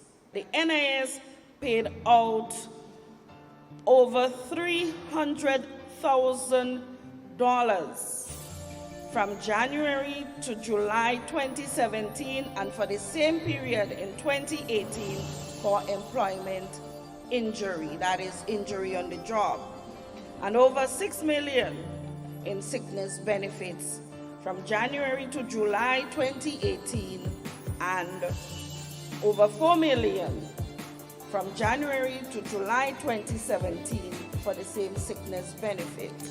Labour Commissioner Cyrus Griffith says the Ministry of Labour sees the workshop as one of significant importance. We have a draft policy which was started in 2016 and we intend to complete it today. We have this session where we will break up into three groups: the government group, the employers group and the trade union group, and they will report after an hour and a half or thereabout, because they'll be separating, discussing the whole policy and give us some feedback. When we receive that feedback, Mr. Peter will go back to the office in Trinidad and formulate a document and we submit it to the various parties who are represented here today. And with that, we will be able to have a policy to guide us with regards to safety and health in the workplace. Mind you, we have a draft bill. And normally we do the policy first and then the bill, and then we go to Parliament into legislation. But we decided to do the policy because we have some issues with the draft bill. Hence the reason why we want to get the policy compact and then we get the bill to Parliament and into legislation. Griffith says once the process is completed and the information is forwarded to the ILO office in Trinidad, a working document will be forthcoming by the end of 2018. Hopefully by the end of this year, because he worked very quickly and he has done work in Guyana, St. Vincent, St. Lucia. I know he's working with Grenada. But the only country has a policy besides Grenada is Guyana, as he said. And he's working on a policy for St. Vincent, St. Lucia, and now he's working with Grenada. So St. Lucia are already almost there with their policy. So we are getting there slowly but surely. with the assistance of the ILO, as I said, and we hope that at the end of this session today, we would have set out to achieve what we intend to achieve. Mr. Griffith explained further what the next step will be after the completion of the discussions. This other issue dealing with safety and health in the workplace, injury on the job, employer providing a safe place of work for workers, providing safety equipment, etc., right, like hard hats, steel tip boots for construction workers and so on.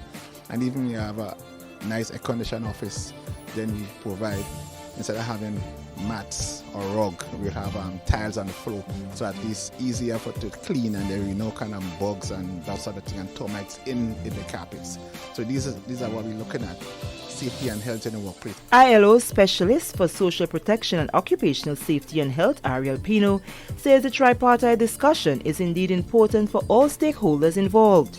The process that started in November 2016 in developing a national OSH policy is coming to a conclusion today in terms of technical validation of the draft. So today the stakeholders, workers and employers will discuss with the government to finalize the draft that was produced by the Department of Labor with the support of the ILO. Pino says his precise role was to provide technical advice to the Department of Labor and ILO constituents to help improve and advance the OSH policy for Grenada. It is very important because it's showing the commitment of the government and the workers and the employers in advancing the agenda on occupational safety and health. It is not just because of the health and safety of the workers, but by improving this area as part of the decent work agenda of the ILO, what is actually happening is that the productivity is increasing, the absenteeism is lower, the moral of the workers is increasing, and the perception of the people by the companies is also increased. So it has much more than safety and health. It has a lot of positive effects for the economy and for the socio-economic development of Grenada. Grenada, he says, is not the only island in the region he is working with at the moment to get the OSH policy completed. Well, now we will receive all the comments. We'll then work with the Ministry of Labor to incorporate these comments in the final version of the draft. And then it's up to the government then to proceed with the formal validation process in terms of political validation, whether it's through legal affairs, through cabinet. I don't know exactly what will be the process, but we from the ILO will support the Department of Labor in incorporating these comments from the stakeholders.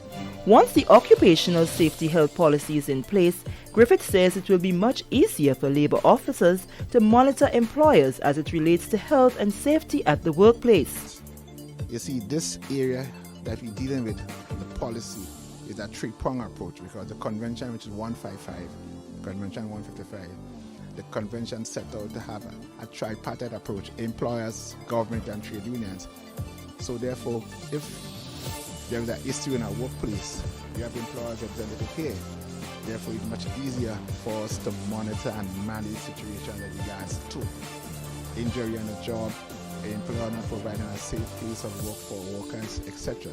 And we find out using the word workers instead of employees, because when you go to the ILO, they say workers and workers organization, employers and employers organization. So we say workers. So if you go to any workplace, right, and it is not safe, then the employer will provide a safe place because they are party to this whole scenario with regards to the safety and health draft bill and the policy. Occupation safety and health must be seen as a value system that has to be fully integrated in the workforce and organization culture of the workplace. I am Sherian Noel, and this is the State of Affairs.